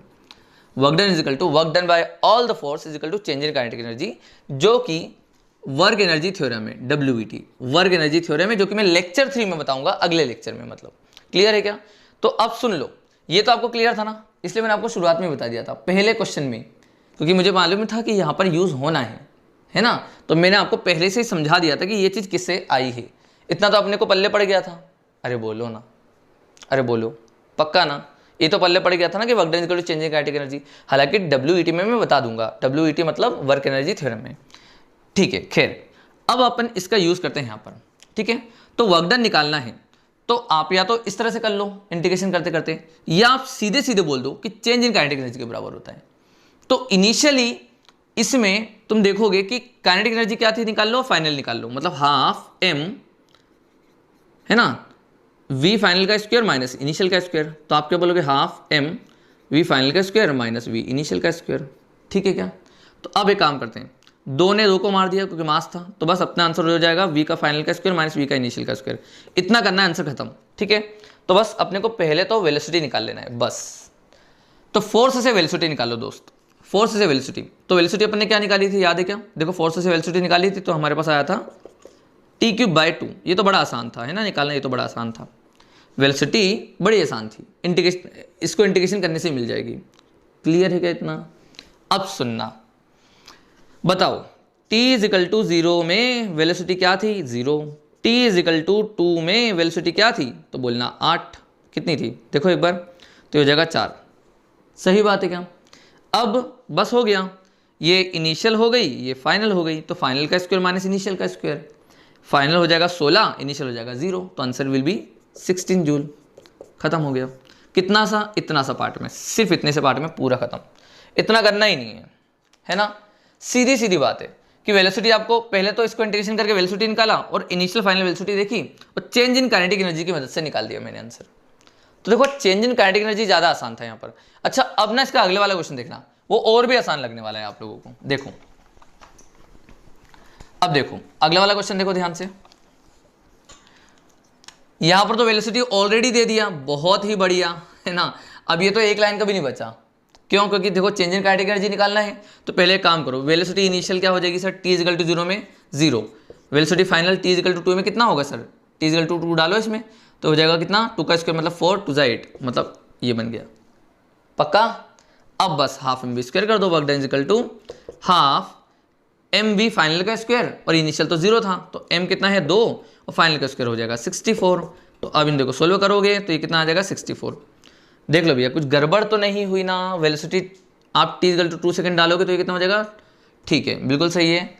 तो यहाँ पर तो आपका बिल्कुल सही है, फाइनल का स्क्वायर अगर आप करते हो तो आपके पास बन जाएगा 64, है ना। अच्छा यहाँ पर देखो फिर कुछ गड़बड़ तो नहीं हुई, क्योंकि देखो ये तो आपको दे रहा है हाफ mv स्क्वायर से सीधे सीधे आंसर, ठीक है। क्या हो रहा है देखो यहाँ पर हाफ m, ठीक है, v का स्क्वायर। गड़बड़ काहे हुई यहाँ पर, हमने देखो कहीं गलती तो नहीं करी। एक्सेलरेशन निकाला था, फोर्स F/dx हो गया, एक्सेलरेशन हो जाएगा dv/dt is equal to 4t, ठीक है। तो ये हो जाएगा अपने पास 4t, बिल्कुल ठीक है। मास से मल्टीप्लाई करके 80 इंटू dx/dt मतलब v, और v की वैल्यू हमने डाली 2t स्क्वायर, ठीक है। तो ये बाहर आएगा 16, और ये हो जाएगा t के क्यूब, t की पावर 4/4, 4 यहाँ पर कटेगा तो 4, ठीक है। अच्छा, हाँ ये 64 आएगा ना बच्चे, एक सेकेंड, क्योंकि 2 की पावर 4 डालोगे तो ये हो जाएगा कितना 16, और 16 इंटू 4 करोगे तो वो आएगा 64। ठीक है, थोड़ा सा टाइम वेस्ट हो गया अपना, हाँ, मगर हाँ आप देख सकते हो आंसर सही में। और इसमें इतनी ज़्यादा कैलकुलेशन इसमें तुरंत आ गया, तुरंत। देखो आपको इतना सारा लिखना पड़ा, इतना सारा दिमाग लगाना पड़ा, मगर मैंने आपको बस क्या बोला, सिर्फ ये लगा दोगे तो आपको तुरंत आंसर आ जाएगा। और सेम थिंग आप ये भी लगा दे रहे हैं यहाँ पर। मतलब दोस्तों ऐसा है कि कोशिश करो कि आपको वेलोसिटी मिल जाए। देखो force as a function of x दिया है तो कोई दिक्कत नहीं है, आप तो इंटीग्रेट एफ डी एक्स कर देना, सीधी सीधे आंसर आ जाएगा। मगर अगर आपको दिया है force as a function of time, या velocity as a function of time, या velocity as a function of x, या displacement as a function of x, कुछ भी दे दिया जाए, तो आप लोग क्या करने की कोशिश करना कि हम velocity as a function of something निकाल ले। अगर वो निकल जाता है तो हमारा काम तुरंत आसान हो जाएगा। Velocity as a function of time भी चलेगा हमको, वेलोसिटी फंक्शन ऑफ एक्स भी चलेगा हमको, कोई दिक्कत नहीं है। ठीक है ना, हमको दे रखेगा वो कि भैया यहाँ से यहाँ तक वेरी कर रहा है तो आप लगा देना आंसर, हाफ एम स्क्वायर करना है, सीधी सीधी बात है। क्लियर, पक्का? चलिए अब अपन आगे बढ़ते हैं, है ना। चलिए इसको नोट डाउन कर लो। चलिए दोस्तों, तो आई होप कि आप लोगों को यूनिडायरेक्शनल वाला केस अच्छे से समझ में आ गया है, और जितने मैंने आपको यहाँ पर क्वेश्चंस कराए हैं उसके बाहर कुछ नहीं जाने वाला दोस्तों, ये बात ध्यान रखना। मतलब वो एक्सट्रीम लेवल पर आपको मैंने पढ़ा दिया है। तो अभी तक जितना भी हम लोगों ने पढ़ा है, अब हमारे दिमाग में सब कुछ अच्छे से है कि वर्क डन निकालते कैसे हैं, कॉन्स्टेंट फोर्स का कैसे निकालते हैं वो आपको अच्छे से पता है, वेरिएबल फोर्स का कैसे निकालते हैं तो मैंने आपको दोनों बता दिए कि यूनिडायरेक्शनल होता है और मल्टी डायरेक्शनल। तो यूनिडायरेक्शनल अपन ने पूरी तरह से समाप्त कर दिया है। मल्टी डायरेक्शनल किस तरह से निकालते हैं तो उसका मैंने एक एग्जाम्पल में ही बता दिया था। मल्टी डायरेक्शनल का एक क्वेश्चन तो उधर ही कर लिया है, 3 क्वेश्चन मैं आपको यहाँ पर दे रहा हूँ। ठीक है, तो देखो 3 क्वेश्चन मैं आपको होमवर्क के लिए दे रहा हूँ, अगली बार में आपको ये पूरा होमवर्क करके आना है। आपके आंसर आपको अपने कमेंट में अभी के अभी लिखना है, ये बात ध्यान रखना, आपको पूरा ट्राई करना है अच्छे से। देखो ये वाला क्वेश्चन इजीली बना लोगे, इसमें कोई दिक्कत नहीं है।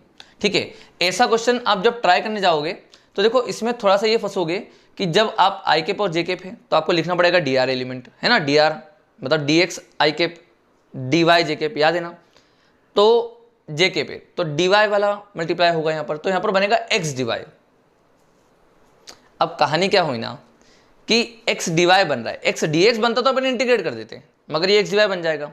ठीक है, तो ऐसे में इंटीग्रेशन आपसे नहीं होगा। तो अब आपको यहाँ पर दिमाग लगाना है दोस्तों। ठीक है, यहाँ पर आपको दिमाग लगाना है कि अब क्या करना चाहिए। हालांकि ऐसा ही क्वेश्चन मैं आपको कांस्टेंट फोर्स से करना सिखा चुका हूँ कि कांस्टेंट वाले से कैसे करा जाता है ऐसे क्वेश्चंस को, है ना। मैंने सिर्फ एक्स में चलो, सिर्फ वाई में चलो, तो मैंने उस वाले तरीके से बता रखा है। तो ये वाला भी आप निकाल दोगे। फिर अब ये वाला देखना, थर्ड वाला, तो थर्ड वाला और मस्त क्वेश्चन है।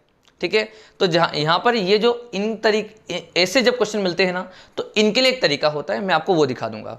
ठीक है, तो नेक्स्ट लेक्चर में शुरुआत में मैं आपको ये सब करा दूंगा, फिर इसके बाद हम कंजर्वेटिव और नॉन कंजर्वेटिव फोर्सेस पढ़ेंगे और बहुत सारी ढेर सारी चीज़ें अपन पढ़ने वाले हैं अगले लेक्चर में।